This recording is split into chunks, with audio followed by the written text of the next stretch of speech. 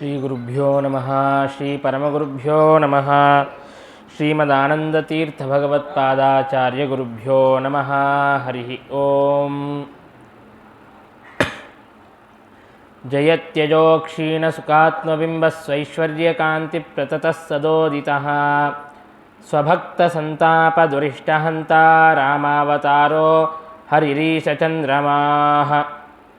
ವಂದೇ ವಂದ್ಯಂ ವಿಧಿ ಶಿವ ಮಹೇಂದ್ರಾದಿ ವೃಂದಾರಕೇಂದ್ರೈಃ ವ್ಯಕ್ತಂ ವ್ಯಾಪ್ತಂ ಸ್ವಗುಣಗಣತೋ ದೇಶತಃ ಕಾಲತಶ್ಚ ಧೂತಾವದ್ಯಂ ಸುಖಚಿತಿಮಯೈರ್ಮಂಗಲೈರ್ಯುಕ್ತಮಂಗೈಃ ಸಾನಾಥ್ಯಂ ನೋ ವಿದದದಧಿಕಂ ಬ್ರಹ್ಮನಾರಾಯಣಾಖ್ಯಂ. ಭೂಷಾರತ್ನಂ ಭುವನವಲಯಸ್ಯಾಖಿಲಾಶ್ಚರ್ಯರತ್ನಂ ಲೀಲಾರತ್ನಂ ಜಲಧಿದುಹಿತುಃ ದೇವತಾಮೌಲಿರತ್ನಂ. ಚಿಂತಾರತ್ನಂ ಜಗತಿ ಭಜತಾಂ ಸತ್ಸರೋಜದ್ಯುರತ್ನಂ. ಕೌಸಲ್ಯಾಯಾ ಲಸತು ಮಮ ಹೃನ್ಮಂಡಲೇ ಪುತ್ರರತ್ನಂ. ಸರ್ವಮಂಗಲಮಾಂಗಲ್ಯೇ ಶಿವೆ ಸರ್ವಾರ್ಥಸಾಧಿಕೆ ಶರಣ್ಯೇ ತ್ರ್ಯಂಬಕೆ ದೇವಿ ನಾರಾಯಣಿ ನಮೋಸ್ತುತೆ. ಮಹಾವ್ಯಾಕರಣಾಂಬೋಧಿಮಂತಮಾನಸಮಂದರಂ ಕವಯಂತಂ ರಾಮಕೀರ್ತ್ಯಾ ಹನುಮಂತಂ ಉಪಾಸ್ಮಹೇ.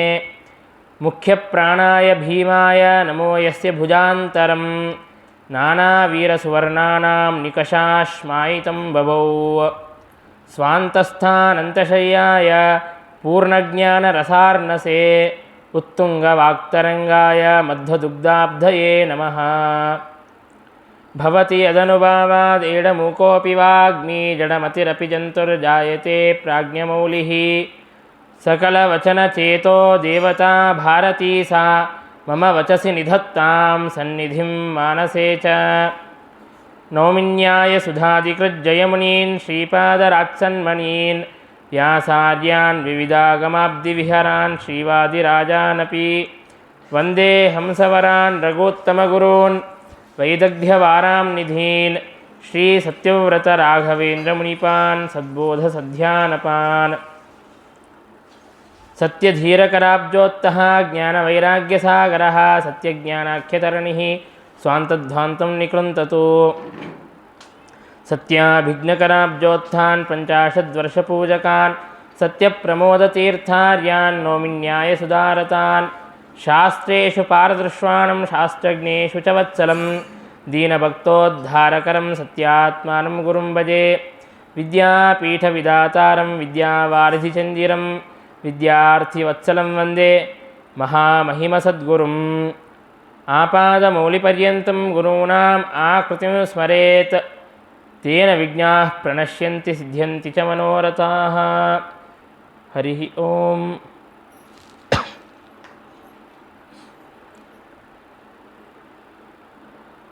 ವಾಲ್ಮೀಕೇರ್ಗೌಃ ಪುನೀಯಾನ್ನೋ ಮಹೀಧರ ಪದಾಶ್ರಯ ಯದ್ವಾಕ್ಯಂ ಉಪಜೀವಂತಿ ಕವಯಸ್ತರ್ಣಕಾ ಇವ. ನಾರಾಯಣ ಪಂಡಿತಾಚಾರ್ಯರು ತಾವು ರಾಮಾಯಣವನ್ನು ರಚನೆ ಮಾಡಬೇಕಾದಾಗ ವಾಲ್ಮೀಕಿ ರಾಮಾಯಣದ ಬಗ್ಗೆ ಒಂದು ಮಾತನ್ನು ಹೇಳುತ್ತಾರೆ.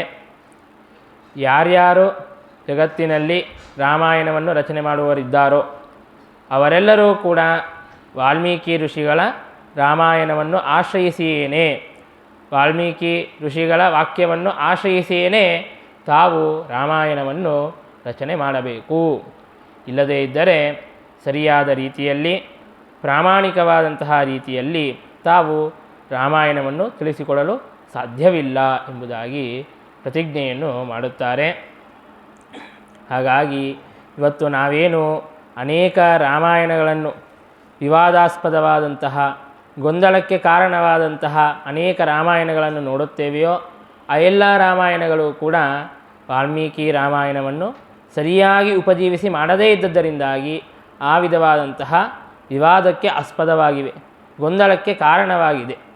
ಆದರೆ ನಾರಾಯಣ ಪಂಡಿತಾಚಾರ್ಯರು ಪ್ರತಿಯೊಂದು ವಾಕ್ಯವನ್ನು ಕೂಡ ವಾಲ್ಮೀಕಿ ರಾಮಾಯಣವನ್ನು ಉಪಜೀವಿಸಿಯೇನೆ ತಾವು ರಚನೆ ಮಾಡಿದ್ದಾರೆ. ಹಾಗಾಗಿ ಅತ್ಯಂತ ಪ್ರಾಮಾಣಿಕವಾದಂತಹ ರೀತಿಯಲ್ಲಿ ಈ ಸಂಗ್ರಹ ರಾಮಾಯಣವನ್ನು ರಚನೆ ಮಾಡಿಕೊಟ್ಟಿದ್ದಾರೆ.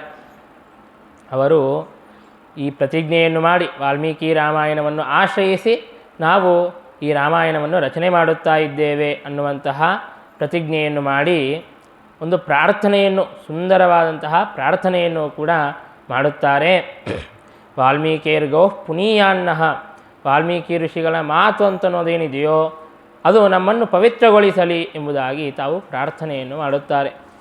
ಅದರ ಅರ್ಥ, ನಾವೆಲ್ಲರೂ ಕೂಡ ಅನೇಕ ದೋಷಗಳಿಂದಾಗಿ ಅಪವಿತ್ರರಾಗಿದ್ದೇವೆ, ಅನೇಕ ಪಾಪಗಳಿಂದಾಗಿ ನಾವು ಅಶುದ್ಧರಾಗಿದ್ದೇವೆ.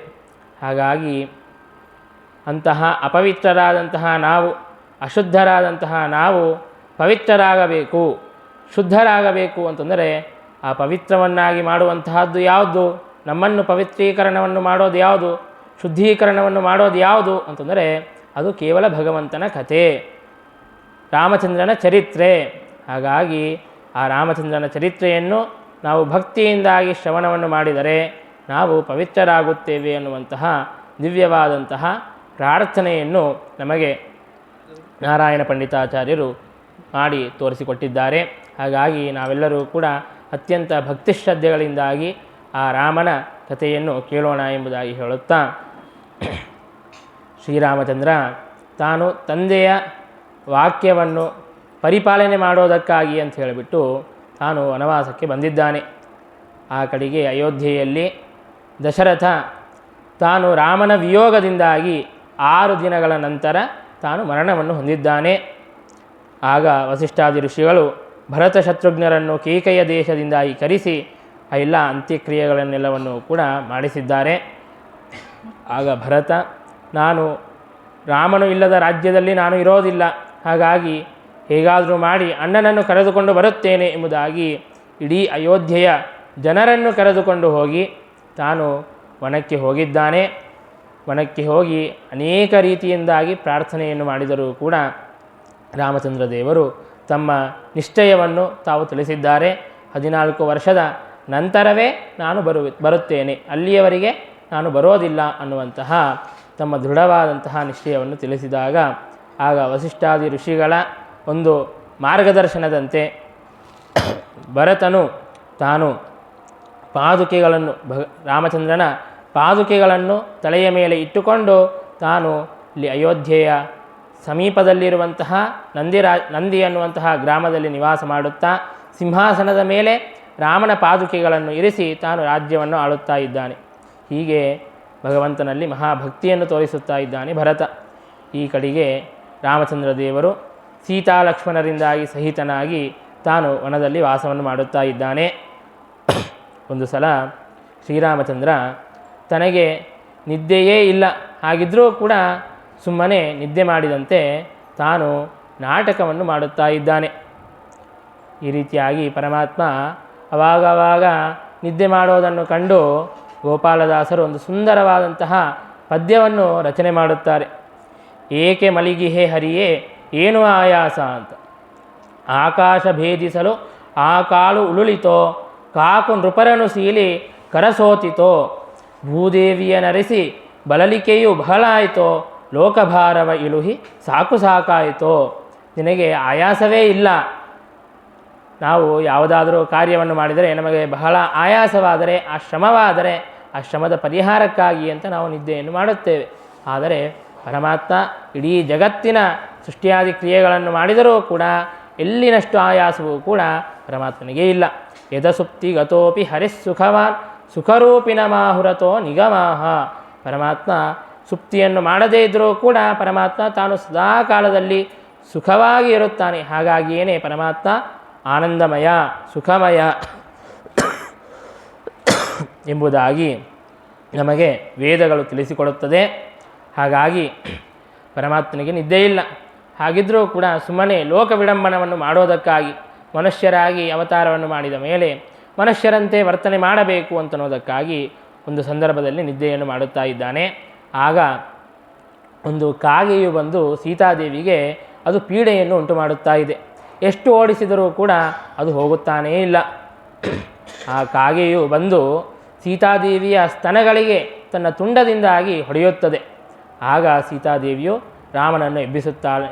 ಆಗ ರಾಮಚಂದ್ರ ಎದ್ದು ಆ ಕಾಗೆಯ ಮೇಲೆ ಒಂದು ದರ್ಭವನ್ನು, ಒಂದು ತೃಣವನ್ನು ಅಭಿಮಂತ್ರಿಸಿ ತಾನು ಹಾಕಿದಾಗ ಆ ತೃಣವು ಜ್ವಲಿಸುತ್ತಾ ಆ ಕಾಗಿಯ ಹಿಂದೆ ಹೋಗುತ್ತದೆ.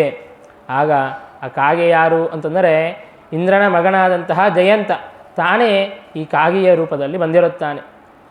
ಆ ಜಯಂತನು ಇಂತಹ ಕೆಟ್ಟ ಕೆಲಸವನ್ನು ಯಾಕೆ ಮಾಡಿದ ಅಂತಂದರೆ ಆ ಜಯಂತನಲ್ಲಿ ಒಬ್ಬ ದೈತ್ಯನ ಆವೇಶವಿತ್ತು.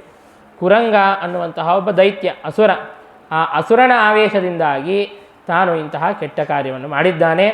ರಾಮದೇವರು ಆ ಜ್ವಲಿಸುವಂತಹ ತೃಣವು ತನ್ನನ್ನು ಸಂಹಾರ ಮಾಡೋದಕ್ಕಾಗಿ, ಆ ಕಾಗೆಯನ್ನು ಸಂಹಾರ ಮಾಡೋದಕ್ಕಾಗಿ ಅಂತ ಹಿಂದೆ ಬರುತ್ತಾ ಇದೆ.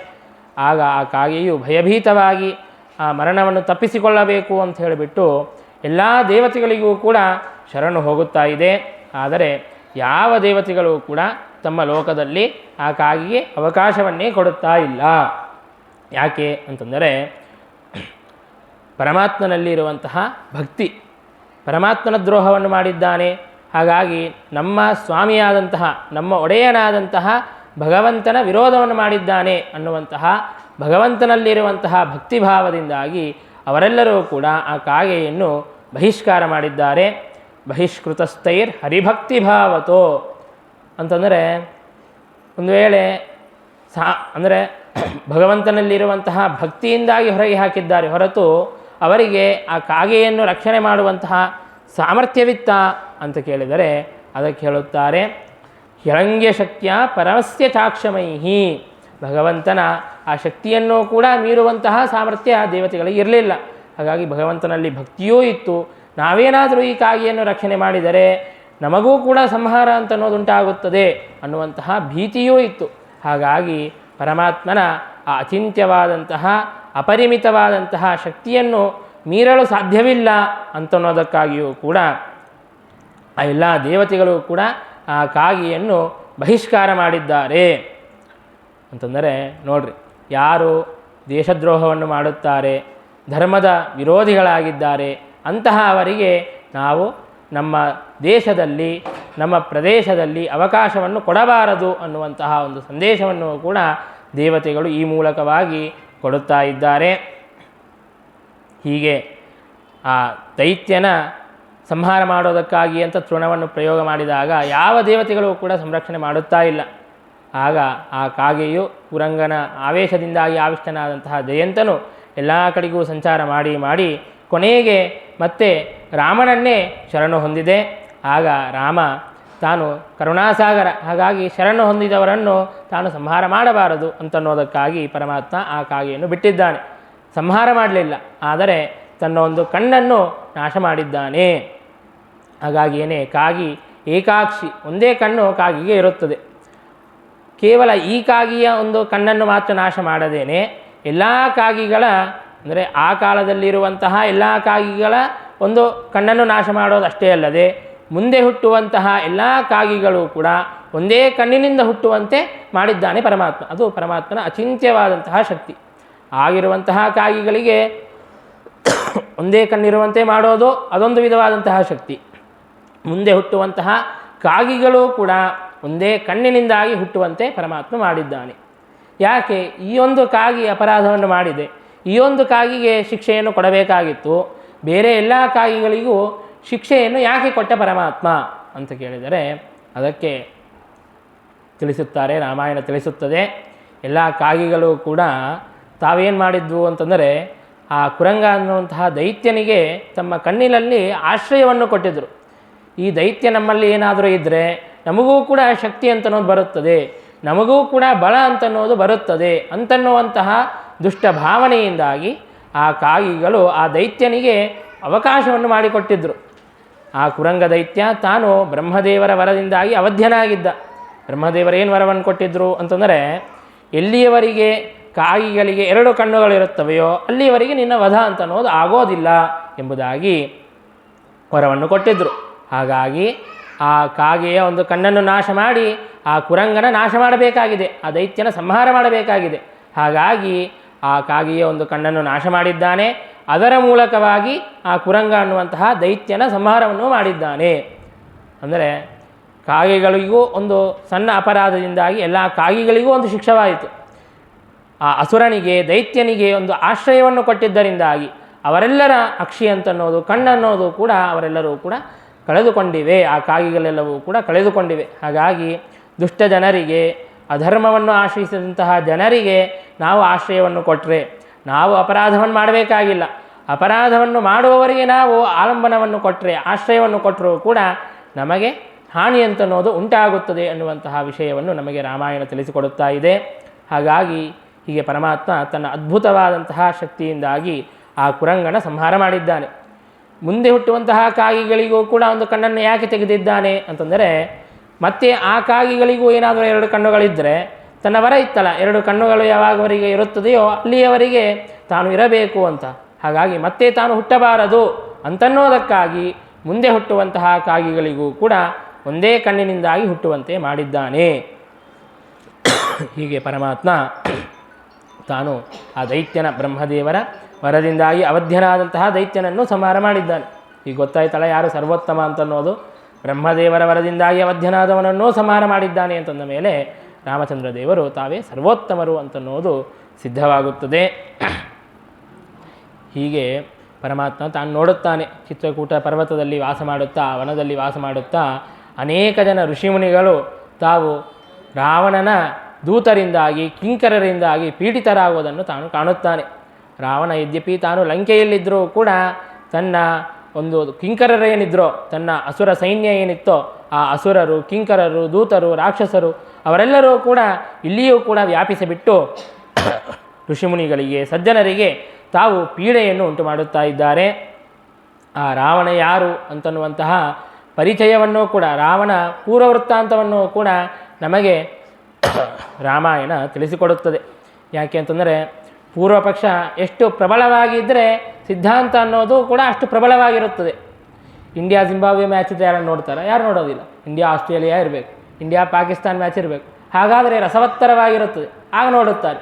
ಹಾಗಾಗಿ ಆ ರಾವಣನ ಸಾಮರ್ಥ್ಯ ಏನು, ರಾವಣ ಎಂತಹ ಪ್ರಬಲ, ತಾನು ಎಂತಹ ಬಲಶಾಲಿ ಅಂತನ್ನೋದು ಗೊತ್ತಾದರೆ ಅಂತಹ ಬಲಶಾಲಿಯನ್ನು ಕೂಡ ಸಂಹಾರ ಮಾಡಿದಂತಹ ರಾಮನ ಪರಾಕ್ರಮ ಅಂತನ್ನೋದು ಸಿದ್ಧವಾಗುತ್ತದೆ. ಹಾಗಾಗಿ ಆ ರಾವಣನ ಒಂದು ಪರಿಚಯವನ್ನು ಮಾಡಿಸಿಕೊಡುತ್ತಾರೆ. ಬ್ರಹ್ಮದೇವರ ಮಕ್ಕಳಾದಂತಹ ಪುಲಸ್ತ್ಯ ಅನ್ನುವಂತಹ ಋಷಿಗಳು, ಆ ಪುಲಸ್ತ್ಯ ಋಷಿಗಳು ತಾವು ಮೇರು ಪರ್ವತದ ಹತ್ತಿರ ತಾವು ತಪಸ್ಸನ್ನು ಮಾಡುತ್ತಾ ಕೂತಿದ್ದಾರೆ. ತಾವು ಅತ್ಯಂತ ನಿಷ್ಠೆಯಿಂದಾಗಿ ತಪಸ್ಸನ್ನು ಮಾಡುವಂತಹ ಸಂದರ್ಭದಲ್ಲಿ ಅನೇಕ ಕನ್ಯೆಯರು ಬಂದು ಇವರ ತಪಸ್ಸನ್ನು ಹಾಳು ಮಾಡುವುದಕ್ಕಾಗಿ ಅಂತ ಪ್ರಯತ್ನಿಸುತ್ತಾ ಇದ್ದಾರೆ. ಇವರಿಗೆ ಯದ್ಯಪಿ ಏನೂ ಮನೋವಿಕಾರ ಅಂತನ್ನೋದು ಆಗಲಿಲ್ಲ. ಹಾಗಿದ್ದರೂ ಕೂಡ ಆ ಏಕಾಂತಕ್ಕೆ ಭಂಗ ಬರುತ್ತಾ ಇತ್ತು, ಸ್ವಲ್ಪ ಡಿಸ್ಟರ್ಬೆನ್ಸ್ ಆಗುತ್ತಾ ಇತ್ತು. ತಾವು ಏಕಾಂತದಲ್ಲಿದ್ದು ಬಹಳ ನಿಷ್ಠೆಯಿಂದಾಗಿ ಆ ತಪಸ್ಸನ್ನು ಮಾಡೋಣ ಅಂತ ಇದ್ದರೆ ಅದೊಂದು ಡಿಸ್ಟರ್ಬೆನ್ಸ್ ಆಗುತ್ತಾ ಇತ್ತು. ಹಾಗಾಗಿ ತಾವು ಒಂದು ಶಾಪವನ್ನು ಕೊಟ್ಟರು. ಯಾವ ಕನ್ಯೆಯು ಇಲ್ಲಿ ಬರುತ್ತಾಳೆಯೋ, ಯಾವ ಕನ್ಯೆಯು ನನ್ನ ದೃಷ್ಟಿಗೋಚರಳಾಗುತ್ತಾಳೆಯೋ ನನ್ನ ದೃಷ್ಟಿಯಿಂದಲೇ ಆಕೆಯು ಗರ್ಭಿಣಿಯಾಗಲಿ ಎಂಬುದಾಗಿ ಶಾಪವನ್ನು ಕೊಟ್ಟಿದ್ದಾರೆ. ಆಗಿನಿಂದ ಯಾವ ಕನ್ಯೆಯೂ ಕೂಡ ಆ ಪ್ರದೇಶಕ್ಕೇನೆ ಹೋಗುತ್ತಾ ಇಲ್ಲ. ಅವರು ಚೆನ್ನಾಗಿ ಏಕಾಂತದಲ್ಲಿ ತಪಸ್ಸನ್ನು ಆಚರಣೆ ಮಾಡುತ್ತಾ ಇದ್ದಾರೆ. ಆದರೆ ಈ ಒಂದು ಶಾಪ ಪ್ರಾಯ ಎಲ್ಲರಿಗೂ ಕೂಡ ಗೊತ್ತಾಗಿತ್ತು, ಯಾರೂ ಕೂಡ ಅಲ್ಲಿಗೆ ಬರುತ್ತಾ ಇರಲಿಲ್ಲ. ಆದರೆ ಒಂದು ದಿನ ತೃಣಬಿಂದು ಅನ್ನುವಂತಹ ಒಬ್ಬ ರಾಜ, ಆ ರಾಜನ ಮಗಳು ಸಖಿಯರ ಜೊತೆಗೆ ಆಟನಾಡುತ್ತಾ ಬಂದಿದ್ದಾಳೆ. ಬಂದು ಸಖಿಯರನ್ನು ಹುಡುಕೋದಕ್ಕಾಗಿ ಅಂತ ಆ ಪುಲಸ್ತ್ಯ ಋಷಿಗಳ ಆಶ್ರಮಕ್ಕೆ ಬಂದಿದ್ದಾಳೆ. ಪುಲಸ್ತ್ಯ ಋಷಿಗಳ ದೃಷ್ಟಿ ಆಕೆಯ ಮೇಲೆ ಬಿದ್ದಿತ್ತು. ಆಕೆ ಗರ್ಭಿಣಿಯಾಗಿದ್ದಾಳೆ, ಮನೆಗೆ ಹೋಗಿದ್ದಾಳೆ, ಗರ್ಭಿಣಿಯಾಗಿದ್ದಾಳೆ ಅನ್ನುವಂತಹ ಸುದ್ದಿ ಗೊತ್ತಾಗಿದೆ. ಹೇಗೆ ಗರ್ಭಿಣಿಯಾಗಿದ್ದಾಳೆ ಅಂತನೋ ತನಗೂ ಕೂಡ ಗೊತ್ತಾಗುತ್ತಾ ಇಲ್ಲ. ತೃಣಬಿಂದು ರಾಜನಿಗೆ ಬಹಳ ಚಿಂತೆ ಹತ್ತಿತು. ತಾನು ವಿಚಾರವನ್ನು ಮಾಡಿ ನೋಡಿದ. ಎಲ್ಲಿಗೆ ಹೋಗಿದ್ದಿ ಅಂತ ಕೇಳಿದ. ಹೀಗೆ ಪುಲಸ್ತ್ಯ ಋಷಿಗಳ ಆಶ್ರಮಕ್ಕೆ ಹೋಗಿದ್ದೆ ಅಂತ ಕೇಳಿದಾಗ ಆಗ ತನಗೆ ಆ ವಿಚಾರವೆಲ್ಲವೂ ಕೂಡ ಗೊತ್ತಾಯಿತು. ಮತ್ತೇನು ಮಾಡೋದು ಎಂಬುದಾಗಿ ತನ್ನ ಮಗಳನ್ನು ಕರೆದುಕೊಂಡು ಹೋಗಿ ಪುಲಸ್ತ್ಯ ಋಷಿಗಳಿಗೆ ಪ್ರಾರ್ಥನೆಯನ್ನು ಮಾಡಿದಾಗ, ನಾನು ಕೊಟ್ಟ ಶಾಪ ನನಗೇನೆ ಅದು ಬಂದು ತಟ್ಟುತ್ತಾ ಇದೆ ಅನ್ನುವಂಥ ರೀತಿಯಲ್ಲಿ ಪುಲಸ್ತ್ಯ ಋಷಿಗಳಂದರು, ನೀನು ಚಿಂತೆ ಮಾಡಬೇಡ, ನಾನೇ ನಿನ್ನ ಮಗಳನ್ನು ವಿವಾಹ ಮಾಡಿಕೊಳ್ಳುತ್ತೇನೆ ಎಂಬುದಾಗಿ ಪುಲಸ್ತ್ಯ ಋಷಿಗಳು ಆ ತೃಣಬಿಂದು ರಾಜನ ಮಗಳನ್ನು ವಿವಾಹ ಮಾಡಿಕೊಂಡಿದ್ದಾರೆ. ಆ ಪುಲಸ್ತ್ಯ ಋಷಿಗಳಲ್ಲೇನೆ ಆ ವಿಶ್ರವಸ್ ಅನ್ನುವಂತಹ ಋಷಿಗಳು ಅಲ್ಲಿ ಹುಟ್ಟಿದ್ದಾರೆ. ತೃಣಬಿಂದು ರಾಜನ ಮಗಳಲ್ಲಿ ವಿಶ್ರವಸ್ ಅನ್ನುವಂತಹ ಋಷಿಗಳು ಹುಟ್ಟಿದ್ದಾರೆ. ಬ್ರಹ್ಮದೇವರ ಮಕ್ಕಳು ಪುಲಸ್ತ್ಯರು, ಆ ಪುಲಸ್ತ್ಯ ಋಷಿಗಳ ಮಕ್ಕಳೇ ವಿಶ್ರವಸ್ ಅನ್ನುವಂತಹ ಋಷಿಗಳು. ಆ ವಿಶ್ರವಸ್ ಋಷಿಗಳು ತಾವು ಭರದ್ವಾಜ ಋಷಿಗಳ ಮಗಳಾದಂತಹ ದೇವವರ್ಣಿನಿ ಅನ್ನುವಂತಹ ಮಗಳನ್ನು ತಾವು ವಿವಾಹ ಮಾಡಿಕೊಂಡಿದ್ದಾರೆ. ಆ ವಿಶ್ವವಸ್ ಋಷಿಗಳಿಂದಾಗಿ ಕುಬೇರನು ಹುಟ್ಟಿದ್ದಾನೆ. ಧನಾಧಿಪತಿಯಾದಂತಹ ಕುಬೇರನು ತಾನು ಹುಟ್ಟಿದ್ದಾನೆ. ಮಹಾಸಾತ್ವಿಕ, ಮಹಾಭಗವದ್ಭಕ್ತ.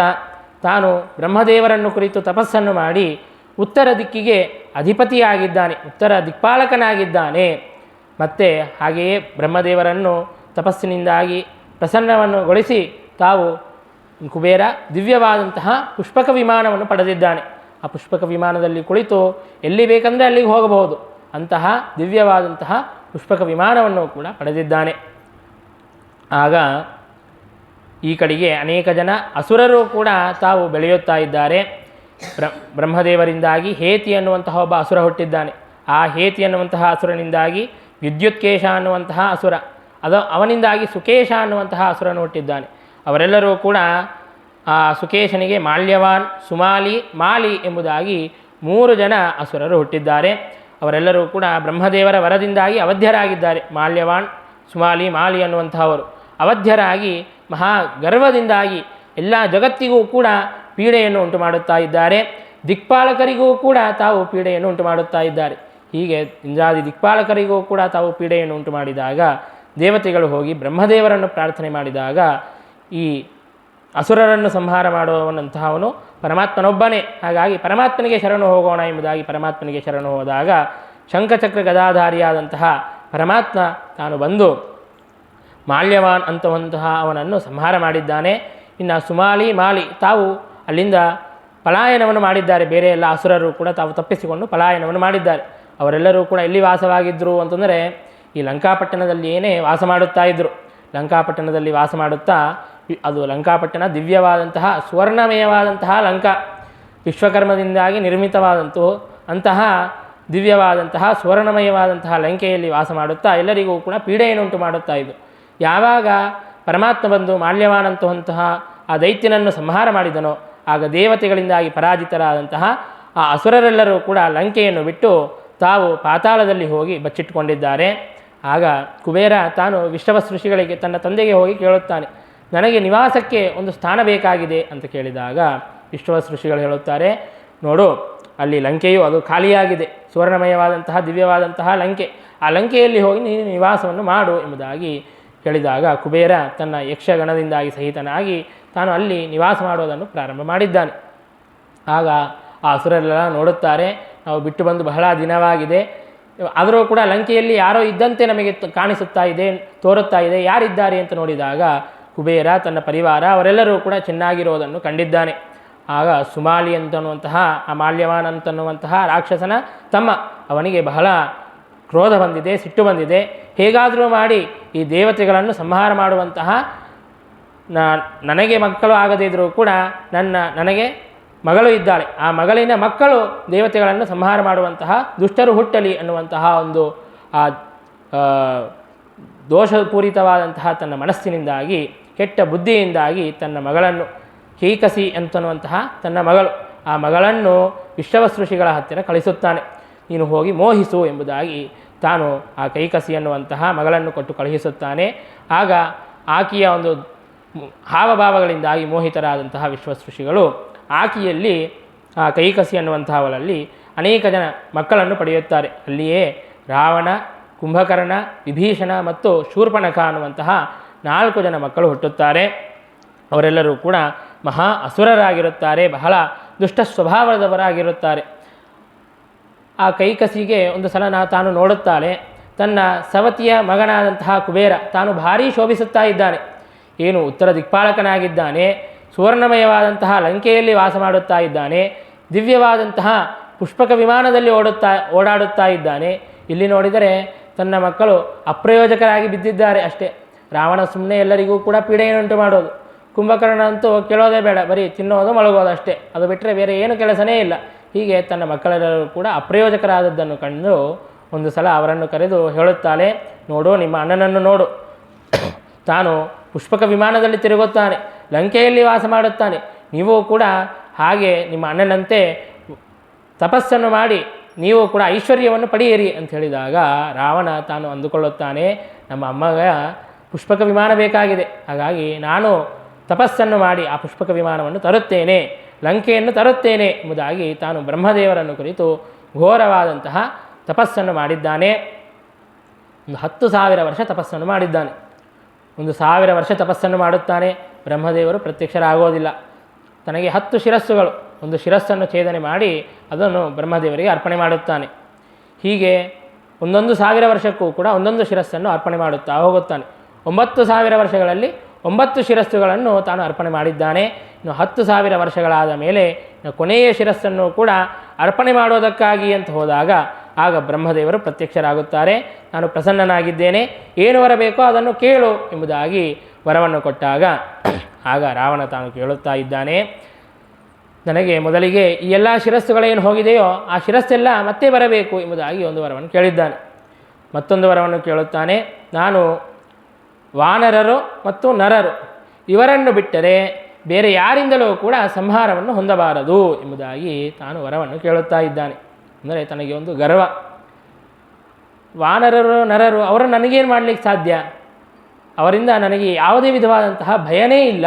ಹಾಗಾಗಿ ಅವರಿಂದ ಸಂಹಾರ ಆಗಬಾರ್ದು ಅಂತ ಕೇಳುವಂತಹ ಅವಶ್ಯಕತೆಯೇ ಇಲ್ಲ.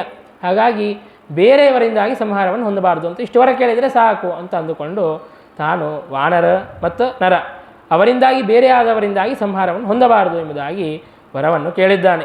ಹಾಗಾಗಿಯೇ ಎಲ್ಲ ದೇವತೆಗಳು ತಾವು ವಾನರರಾಗಿ ಮತ್ತು ಮನುಷ್ಯರಾಗಿ ಹುಟ್ಟಿದ್ದಾರೆ ಅನ್ನುವಂತಹ ಕಥೆಯನ್ನು ನಾವು ಕೇಳಿದ್ದೇವೆ.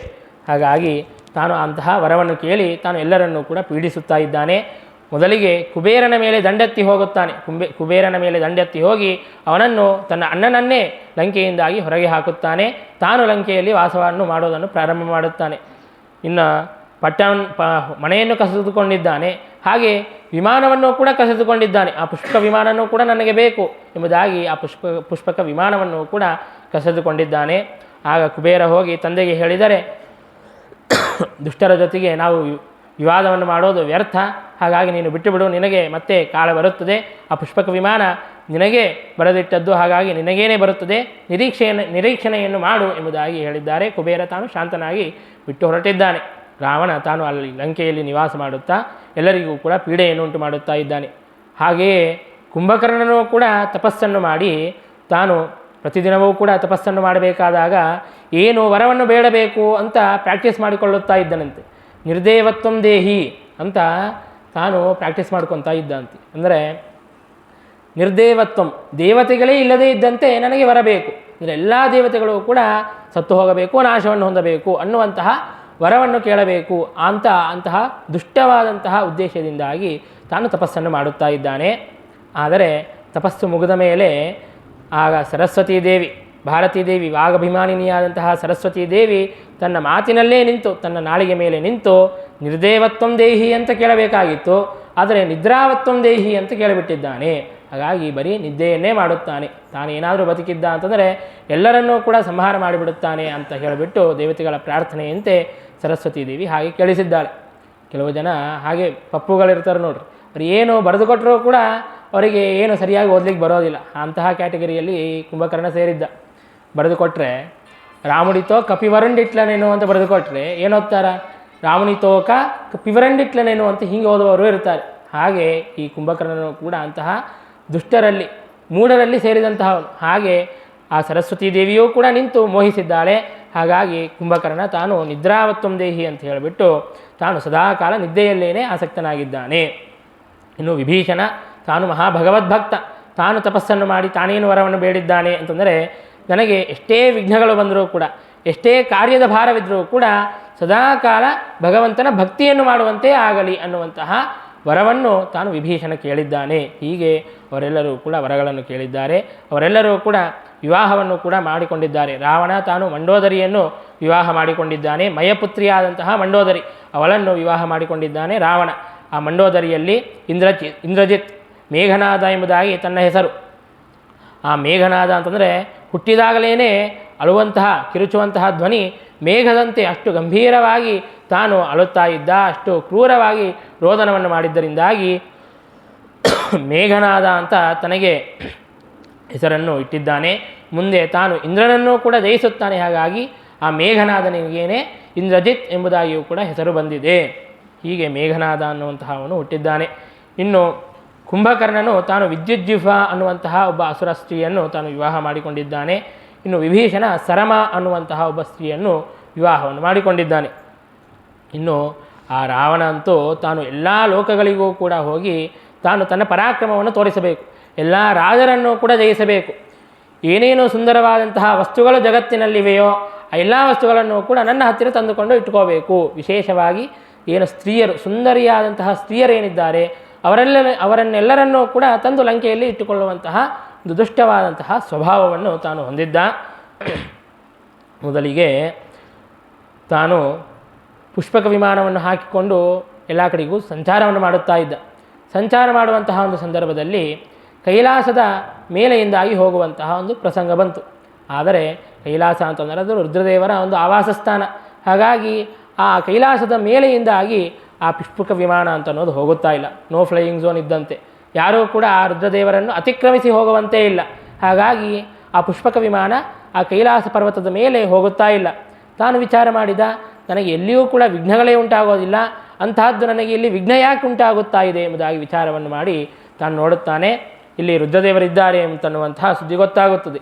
ಗರ್ವದಿಂದಾಗಿ ತಾನೇನು ಮಾಡ್ತಾನೆ ಅಂತಂದರೆ, ಇಡೀ ಪರ್ವತದಿಂದಾಗಿ ಸಹಿತನಾದಂತಹ ರುದ್ರದೇವರನ್ನೇ ನಾನು ಕೈಲಾಸಕ್ಕೆ ಒಯ್ಯುತ್ತೇನೆ ಅಂತ ಹೇಳಿಬಿಟ್ಟು, ತಾನು ಲಂಕೆಗೆ ಒಯ್ಯುತ್ತೇನೆ ಅಂತ ಹೇಳಿಬಿಟ್ಟು ಕೈಲಾಸವನ್ನು ಎತ್ತೋದಕ್ಕಾಗಿ ಅಂತ ಆ ಕೈಲಾಸ ಪರ್ವತವನ್ನು ಎತ್ತೋದಕ್ಕೆ ಹೋಗುತ್ತಾನೆ. ಆಗ ರುದ್ರದೇವರ ಕಿಂಕರರು ನಂದಿ ಮೊದಲಾದಂತಹವರೆಲ್ಲ ಬಂದು ರುದ್ರದೇವರಿಗೆ ಸುಮ್ಮನೆ ಅಪಚಾರವನ್ನು ಮಾಡಬೇಡ ಎಂಬುದಾಗಿ ಹೇಳಿದರೆ, ನೀವೆಲ್ಲರೂ ಕೂಡ ಕಪಿಗಳಂತೆ ಇದ್ದೀರಿ, ನೀವೇ ನನಗೆ ಹೇಳುತ್ತೀರಿ ಅಂತ ಬೈಯುತ್ತಾನೆ. ಆಗ ನಂದೀಶ್ವರ ಶಾಪವನ್ನು ಕೊಟ್ಟಿರುತ್ತಾನೆ. ನನ್ನೇ ಕಪಿಮುಖ ಅಂತ ಬೈತೀಯ, ಕಪಿಗಳಿಂದಲೇ ನಿನ್ನ ಮರಣವಾಗಲಿ ಎಂಬುದಾಗಿ ಶಾಪವನ್ನು ಕೊಟ್ಟಿರುತ್ತಾನೆ. ಇದು ಮೊದಲನೇ ಶಾಪ, ಗುರುತಿಟ್ಕೋರಿ. ಹೀಗೆ ತಾನು ಆ ಕೈಲಾಸವನ್ನು ಎತ್ತೋದಕ್ಕಾಗಿ ಅಂತ ಹೋಗುತ್ತಾನೆ. ಆ ಕೈಲಾಸವೆಲ್ಲವೂ ಕೂಡ ಕದಳುತ್ತದೆ, ಶೇಕ್ ಆಗುತ್ತದೆ. ಆಗ ಪಾರ್ವತೀದೇವಿ ಅಂಜಿ ರುದ್ರದೇವರನ್ನು ಅಪ್ಪಿಕೊಳ್ಳುತ್ತಾಳೆ. ಆಗ ರುದ್ರದೇವರು ತಮ್ಮ ಪಾದವನ್ನು ಏನು ಮಾಡೋದಿಲ್ಲ, ಸುಮ್ಮನೆ ಆ ಪರ್ವತದ ಮೇಲೆ ಸ್ವಲ್ಪ ಇಟ್ಟು ಸ್ವಲ್ಪ ಒತ್ತುತ್ತಾರೆ ಅಷ್ಟೇ. ಆ ರಾವಣನ 20 ಭುಜಗಳ ಮೇಲೆ ಆ ಪರ್ವತ ಅಂತನ್ನೋದು ಬಿದ್ದು ಬಿಡುತ್ತದೆ. ತಾನು ಹಾಹಾಕಾರ ಮಾಡುತ್ತಾ ಇದ್ದಾನೆ, ಜೋರಾಗಿ ರೋದನೆ ಮಾಡುತ್ತಾ ಇದ್ದಾನೆ. ಕ್ರಿಕೆಟ್ ಆಡಬೇಕಾದಾಗ ಯಾವುದೋ ಒಂದು ಬಾಲ್ ಬಂದು ತಾಕಿದ್ರೇ ನಮಗೆ ಫ್ರ್ಯಾಕ್ಚರ್ ಆಗುತ್ತದೆ, ಬಹಳ ನೋವಾಗುತ್ತದೆ. ಅಂತಹದ್ದು ದೊಡ್ಡ ಪರ್ವತನೇ ತನ್ನ ಕೈಗಳ ಮೇಲೆ ಬಿದ್ದರೆ ತನ್ನ ಪರಿಸ್ಥಿತಿ ಏನಾಗಿರಬೇಕು. ಹಾಗಾಗಿ ಹಾಹಾಕಾರ ಮಾಡುತ್ತಾ ಇದ್ದಾನೆ, ಜೋರಾಗಿ ರೋದನೆಯನ್ನು ಮಾಡುತ್ತಾ ಇದ್ದಾನೆ, ಹೀಗೆ ರಾವಿಸುತ್ತಾ ಇದ್ದಾನೆ, ಅಂದರೆ ಅಳೋದನ್ನು ಮಾಡುತ್ತಾ ಇದ್ದಾನೆ. ಹಾಗಾಗಿ ತನಗೆ ರಾವಣ ಎಂಬುದಾಗಿ ಹೆಸರು ಬಂತು. ರುದ್ರದೇವರು ಆ ಹೆಸರನ್ನು ಕೊಟ್ಟರು. ಬಹಳ ಜೋರಾಗಿ ರೋದನವನ್ನು ಮಾಡುತ್ತಾ ಇದ್ದಿ, ರಾವಿಸುತ್ತಾ ಇದ್ದಿ, ಹಾಗಾಗಿ ರಾವಣ. ಅದಷ್ಟೇ ಅಲ್ಲದೆ ಇಡೀ ಲೋಕಕ್ಕೂ ಕೂಡ ನೀನು ಅಳಿಸುತ್ತಿ, ಹಾಗಾಗಿ ರಾವಣ ಅಂತನ್ನುವಂತಹ ಹೆಸರು ಅವನಿಗೆ ಬಂದಿದೆ. ಹೀಗೆ ಮತ್ತೊಂದು ಸಂದರ್ಭದಲ್ಲಿ ಹಿಮಾಲಯ ಪರ್ವತದ ಹತ್ತಿರ ಹೋಗಿರುತ್ತಾನೆ. ಅಲ್ಲಿ ಲಕ್ಷ್ಮೀದೇವಿಯು ವೇದವತಿ ಎನ್ನುವಂತಹ ರೂಪದಿಂದಾಗಿ ತಾನು ತಪಸ್ಸನ್ನು ಮಾಡುತ್ತಾ ಇರುತ್ತಾಳೆ. ಆ ವೇದವತಿಯನ್ನು ಅಪಹಾರವನ್ನು ಮಾಡಿಕೊಂಡು ಬರಬೇಕು ಅಂತ ತಾನು ಹೋಗುತ್ತಾನೆ. ಆಗ ಆ ವೇದವತಿಯು ಕೂಡ ಶಾಪವನ್ನು ಕೊಡುತ್ತಾಳೆ. ನೋಡು, ನನ್ನನ್ನು ಅಪಹಾರ ಮಾಡೋದಕ್ಕಾಗಿ ಅಂತ ಬರುತ್ತಾ ಇದೆಯಲ್ಲ, ನಾನೇ ನಿನ್ನ ಮರಣಕ್ಕೆ ಕಾರಣಗಳಾಗುತ್ತೇನೆ ಎಂಬುದಾಗಿ ವೇದವತಿ ಶಾಪವನ್ನು ಕೊಟ್ಟಿದ್ದಾಳೆ. ಆ ವೇದವತಿಯೇ ತಾನು ಸೀತೆಯಾಗಿ ಹುಟ್ಟುತ್ತಾಳೆ ಎಂಬುದಾಗಿ ನಾವು ಕೇಳುತ್ತೇವೆ. ಹಾಗೆ ಆ ವೇದವತಿಯು ಶಾಪವನ್ನು ಕೊಟ್ಟಿದ್ದಾಳೆ. ಅಂದರೆ ನಂದೀಶ್ವರನ ಶಾಪವೂ ಆಯಿತು, ವೇದವತಿಯ ಶಾಪವೂ ಆಗಿದೆ. ಇನ್ನು ಅನೇಕ ಜನ ರಾಜರುಗಳ ಜೊತೆಗೆ ಯುದ್ಧವನ್ನು ಆಡೋದಕ್ಕಾಗಿ ಅಂತ ತಾನು ಹೋಗುತ್ತಾನೆ. ಮರುತ್ತ ಅನ್ನುವಂತಹ ಒಬ್ಬ ರಾಜ, ಆ ರಾಜನ ತಾನು ಒಂದು ಯಾಗವನ್ನು ಮಾಡುತ್ತಾ ಇರುತ್ತಾನೆ. ಆ ಯಾಗದಲ್ಲಿ ಎಲ್ಲ ದೇವತೆಗಳು ಕೂಡ ಬಂದಿರುತ್ತಾರೆ. ಆ ಸುದ್ದಿ ರಾವಣನಿಗೆ ಗೊತ್ತಾಗುತ್ತದೆ. ಅಲ್ಲಿಗೆ ಹೋದರೆ ಎಲ್ಲ ದೇವತೆಗಳ ಜೊತೆಗೂ ಕೂಡ ಯುದ್ಧವನ್ನು ಆಡಬಹುದು, ರಾಜನನ್ನು ಕೂಡ ಸೋಲಿಸಬಹುದು ಅಂತ ಹೇಳಿಬಿಟ್ಟು ಆ ಯಾಗಕ್ಕೆ ಹೋಗುತ್ತಾನೆ. ರಾವಣ ಬರುವುದನ್ನು ಕಂಡು ದೇವತೆಗಳೆಲ್ಲರೂ ಕೂಡ ಬೇರೆ ಬೇರೆ ರೂಪಗಳನ್ನು ಧರಿಸಿ ತಾವು ಅಲ್ಲಿಂದ ಪರಾರಾಗುತ್ತಾರೆ, ಪಲಾಯನವನ್ನು ಮಾಡಿಬಿಡುತ್ತಾರೆ. ಯಾಕೆ ಅಂತಂದರೆ ಅವನನ್ನು ಭಗವಂತನೇ ಸಂಹಾರ ಮಾಡುವವನು ಅಂತವರೆಲ್ಲರಿಗೂ ಕೂಡ ಗೊತ್ತಿತ್ತು. ಹಾಗಾಗಿ ಇವನ ಜೊತೆಗೆ ಸುಮ್ಮನೆ ನಾವು ಯುದ್ಧವನ್ನು ಆಡೋದು ಬೇಡ ಅಂತ ಹೇಳಿಬಿಟ್ಟು ಯಮದೇವರು ಕಾಗಿಯ ರೂಪವನ್ನು ಧರಿಸಿ ಹೋಗುತ್ತಾರೆ, ಇಂದ್ರದೇವರು ಹಂಸಪಕ್ಷಿಯ ರೂಪವನ್ನು ಧರಿಸಿ ಹೋಗುತ್ತಾರೆ. ಎಲ್ಲರೂ ಕೂಡ ಬೇರೆ ಬೇರೆ ರೂಪಗಳನ್ನು ಧರಿಸಿ ಅಲ್ಲಿಂದ ಹೊರಟು ಹೋಗುತ್ತಾರೆ. ರಾವಣನಿಗೆ ಅವರೆಲ್ಲ ಪಕ್ಷಿಗಳು ಅವೇ ಹೋಗುತ್ತಾ ಇವೆ ಅಂತ ಅಂದುಕೊಳ್ಳುತ್ತಾನೆ, ದೇವತೆಗಳು ಹೋಗುತ್ತಾ ಇದ್ದಾರೆ ಅಂತ ತನಗೆ ಗೊತ್ತಾಗೋದಿಲ್ಲ. ಒಳಗೆ ಪ್ರವೇಶ ಮಾಡಿ ಮರುತ್ತನಿಗೆ ಕೇಳುತ್ತಾನೆ, ಎಲ್ಲಿ ಎಲ್ಲ ದೇವತೆಗಳು ಅಂತಂದರೆ ಅವರೆಲ್ಲ ಹೊರಟರಲ್ಲ, ನಿನ್ನ ಮುಂದೆನೇ ಹೊರಟರಲ್ಲ ಅಂತ ತಾನು ಹೇಳುತ್ತಾನೆ. ಹೌದಾ, ಹಾಗಾದರೆ ಒಂದು ಕೆಲಸವನ್ನು ಮಾಡು, ನೀನೇ ನನ್ನ ಜೊತೆಗೆ ಯುದ್ಧಕ್ಕೆ ಬಾ ಅಂತ ಮರುತ್ತನನ್ನು ತಾನು ಯುದ್ಧಕ್ಕೆ ಕರೆಯುತ್ತಾನೆ. ಆದರೆ ಆ ರಾಜ ಹೇಳುತ್ತಾನೆ, ಇಲ್ಲ, ನಾನು ಯಜ್ಞದಲ್ಲಿ ದೀಕ್ಷಿತನಾಗಿದ್ದೇನೆ, ಹಾಗಾಗಿ ನಾನು ಯುದ್ಧವನ್ನು ಆಡೋದಿಲ್ಲ ಅಂತ ಹೇಳಿದಾಗ ರಾವಣ ತಾನೇ ಉದ್ಘೋಷಣೆಯನ್ನು ಮಾಡಿಕೊಂಡು ಬಿಡುತ್ತಾನೆ, ನಾನು ಯುದ್ಧದಲ್ಲಿ ಗೆದ್ದಿದ್ದೇನೆ, ಯಾಕೆಂದರೆ ಇವನು ನಾನು ಕರೆದರೂ ಕೂಡ ಬರುತ್ತಾ ಇಲ್ಲ, ನನ್ನಿಂದ ಅಂದಿದ್ದಾನೆ ಅಂತ ಹೇಳಿಬಿಟ್ಟು ತಾನೇ ಯುದ್ಧದಲ್ಲಿ ಗೆದ್ದಿದ್ದೇನೆ ಎಂಬುದಾಗಿ ಘೋಷಣೆಯನ್ನು ಮಾಡಿಕೊಂಡು ಬಿಡುತ್ತಾನೆ. ಹೀಗೆ ಅನೇಕ ಜನ ರಾಜರನ್ನು ತಾನು ಯುದ್ಧದಲ್ಲಿ ಸೋಲಿಸುತ್ತಾನೆ. ಅನರಣ್ಯ ಅನ್ನುವಂತಹ ಒಬ್ಬ ರಾಜ, ಸೂರ್ಯವಂಶದ ರಾಜನೇ ಅವನು ಕೂಡ, ಅವನ ಜೊತೆಗೆ ಭಾರೀ ಯುದ್ಧವನ್ನು ಆಡಿ ತಾನು ಇನ್ನು ಸಾಯುವಂತೆ ಮಾಡಿದ್ದಾನೆ ಅನರಣ್ಯನನ್ನು. ಆಗ ಅಂತಹ ದೀನವಾದಂತಹ ಪರಿಸ್ಥಿತಿಯಲ್ಲಿರುವಂತಹ ಅನರಣ್ಯ ತಾನು ಹೇಳುತ್ತಾನೆ, ನನ್ನ ವಂಶದಲ್ಲಿ ಏನೇ ಬರುವಂತಹ ರಾಮ ಅನ್ನುವಂತಹ ವ್ಯಕ್ತಿ ನಿನ್ನನ್ನು ಸಂಹಾರ ಮಾಡುತ್ತಾನೆ ಎಂಬುದಾಗಿ ಆ ಅನರಣ್ಯನೂ ಕೂಡ ಶಾಪವನ್ನು ಕೊಟ್ಟಿದ್ದಾನೆ ರಾವಣನಿಗೆ. ಹಾಗಿದ್ದರೂ ಕೂಡ ರಾವಣನಿಗೆ ಬುದ್ಧಿ ಬಂದಿಲ್ಲ. ಎಲ್ಲ ಕಡೆಗೂ ಕೂಡ ತಾನು ಯುದ್ಧಕ್ಕೆ ಹೋಗೋದನ್ನು ಪ್ರಾರಂಭವನ್ನು ಮಾಡಿದ್ದಾನೆ. ಒಂದು ಸಲ ತಾನು ನರ್ಮದಾ ನದಿಯ ಸಮೀಪದಲ್ಲಿ ಇದ್ದಾನೆ. ಆ ನರ್ಮದಾ ನದಿಯ ಸಮೀಪದಲ್ಲಿ ಇದ್ದಾಗ ಅಲ್ಲಿ ಕಾರ್ತವೀರ್ಯಾರ್ಜುನ ಅನ್ನುವಂತಹ ಒಬ್ಬ ರಾಜ, ತಾನು ದತ್ತಾತ್ರೇಯನ ಶಿಷ್ಯ. ದತ್ತಾತ್ರೇಯನ ಒಂದು ಅನುಗ್ರಹದಿಂದಾಗಿ ತನಗೆ 1000 ಬಾಹುಗಳು, ರಾವಣನಿಗೆ 20 ಕೈಗಳಾದರೆ ಆ ಕಾರ್ತವೀರ್ಯಾರ್ಜುನನಿಗೆ 1000 ಬಾಹುಗಳು. ಅಂತಹ ದಿವ್ಯವಾದಂತಹ ಪರಾಕ್ರಮವನ್ನು ದತ್ತಾತ್ರೇಯನ ಅನುಗ್ರಹವನ್ನು ಪಡೆದಂತಹ ಕಾರ್ತವೀರ್ಯಾರ್ಜುನ ತಾನು ಆ ನರ್ಮದಾ ನದಿಯಲ್ಲಿ ಬಂದಿದ್ದಾನೆ.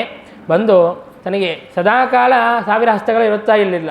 ಯಾವಾಗ ತನಗೆ ಬೇಕು ಅಂತಂದುಕೊಳ್ಳುತ್ತಾನೆಯೋ ಆಗ 1000 ಬಾಹುಗಳು ಬರುತ್ತಾ ಇತ್ತು.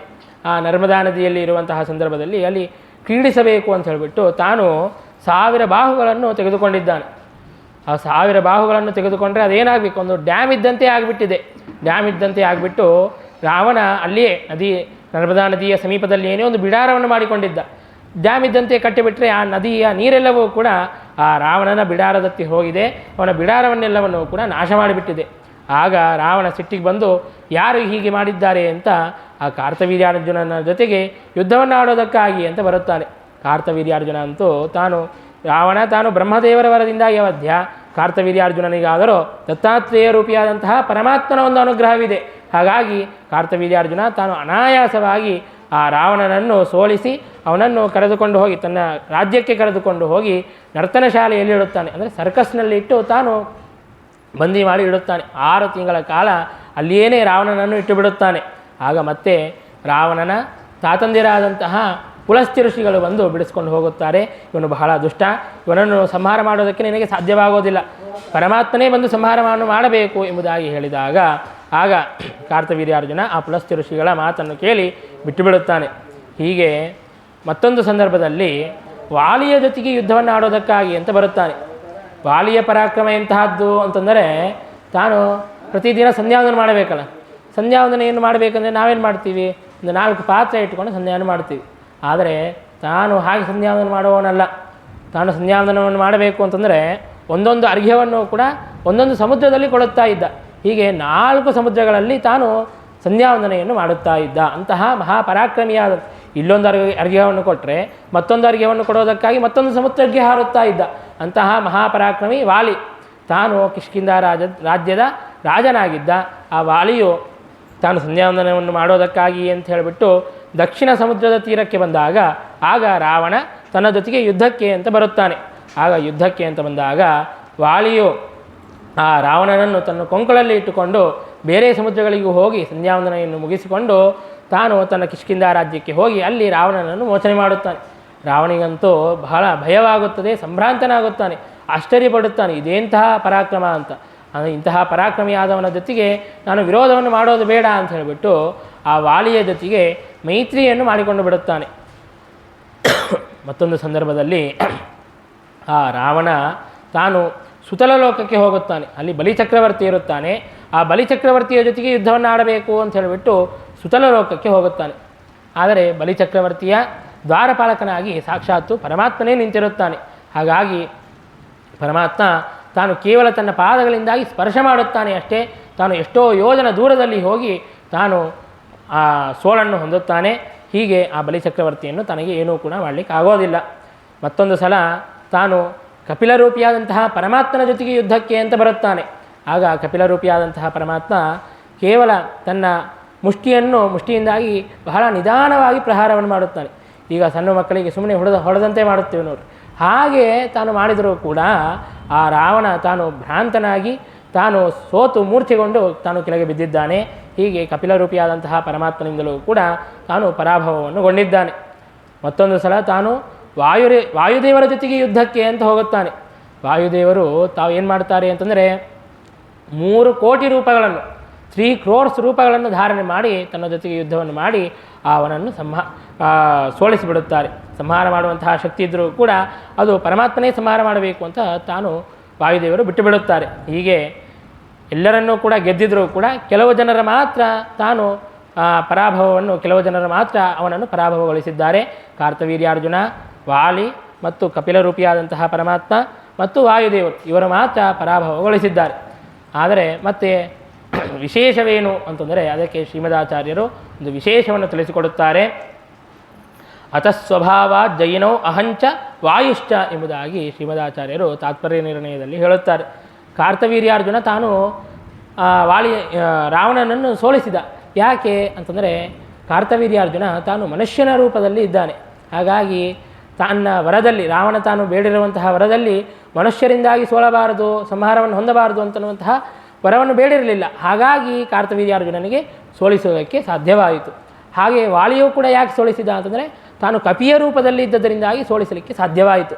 ಆದರೆ ಭಗವಂತ ಮತ್ತು ವಾಯುದೇವರೇನಿದ್ದಾರೆಯೋ ಅವರು ಸ್ವಾಭಾವಿಕವಾದಂತಹ ಬಲದಿಂದಲೇ ತಾವು ಆ ರಾವಣನನ್ನು ಸೋಲಿಸಿದ್ದಾರೆ. ಇವರೆಲ್ಲ ವರದ ಒಂದು ಪ್ರಭಾವದಿಂದಾಗಿ ಸೋಲಿಸಿದರೆ ಭಗವಂತ ಮತ್ತು ವಾಯುದೇವರು ಮಾತ್ರ ತಾವು ಸ್ವಾಭಾವಿಕವಾದಂತಹ ಬಲದಿಂದಲೇ ಸೋಲಿಸಿದ್ದಾರೆ. ಹಾಗಾಗಿ ಭಗವಂತ ತಾನು ಸರ್ವೋತ್ತಮ, ವಾಯುದೇವರು ತಾವು ಜೀವೋತ್ತಮರು ಅನ್ನುವಂತಹ ಆ ತತ್ವವನ್ನು ಈ ಕಥೆಯಿಂದಾಗಿ ನಾವು ತಿಳಿಯಬೇಕು ಎಂಬುದಾಗಿ ಶ್ರೀಮದಾಚಾರ್ಯರು ನಮಗೆ ತಿಳಿಸಿಕೊಡುತ್ತಾರೆ.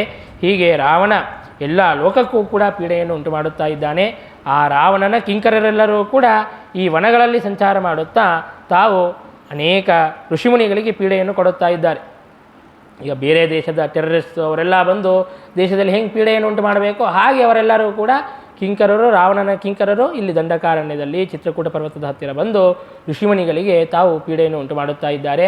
ಆಗ ಅದನ್ನು ಕಂಡು ಭಗವಂತ ಈ ಎಲ್ಲ ದುಷ್ಟರನ್ನು ಕೂಡ ಸಂಹಾರ ಮಾಡಬೇಕು ಎಂಬುದಾಗಿ ಋಷಿಮುನಿಗಳಿಗೆ ಮೇಲೆ ದಯೆಯನ್ನು ಮಾಡಿದ್ದಾನೆ. ಅದು ಹೇಗೆ ಇತ್ತು ಅಂತಂದರೆ, ಈಗ ರಾವಣನನ್ನು ಸಂಹಾರ ಮಾಡುವವನಿದ್ದಾನೆ.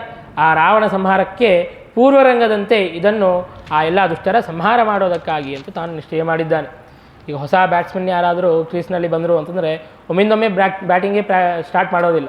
ಮೊದಲಿಗೆ ಸ್ಟ್ಯಾನ್ಸ್ ತೊಗೊತಾರೆ, ಆ ಬ್ಯಾಟ್ನನ್ನು ಸ್ವಲ್ಪ ಕೈಯಲ್ಲಿ ತಿರುಗಿಸ್ಕೊಂಡು ಪ್ರಾಕ್ಟೀಸ್ ಮಾಡ್ತಾರೆ. ನೋಡಿರಿ, ಹಾಗೆ ರಾವಣನನ್ನು ಸಂಹಾರ ಮಾಡುವವನಿದ್ದಾನೆ ಪರಮಾತ್ಮ.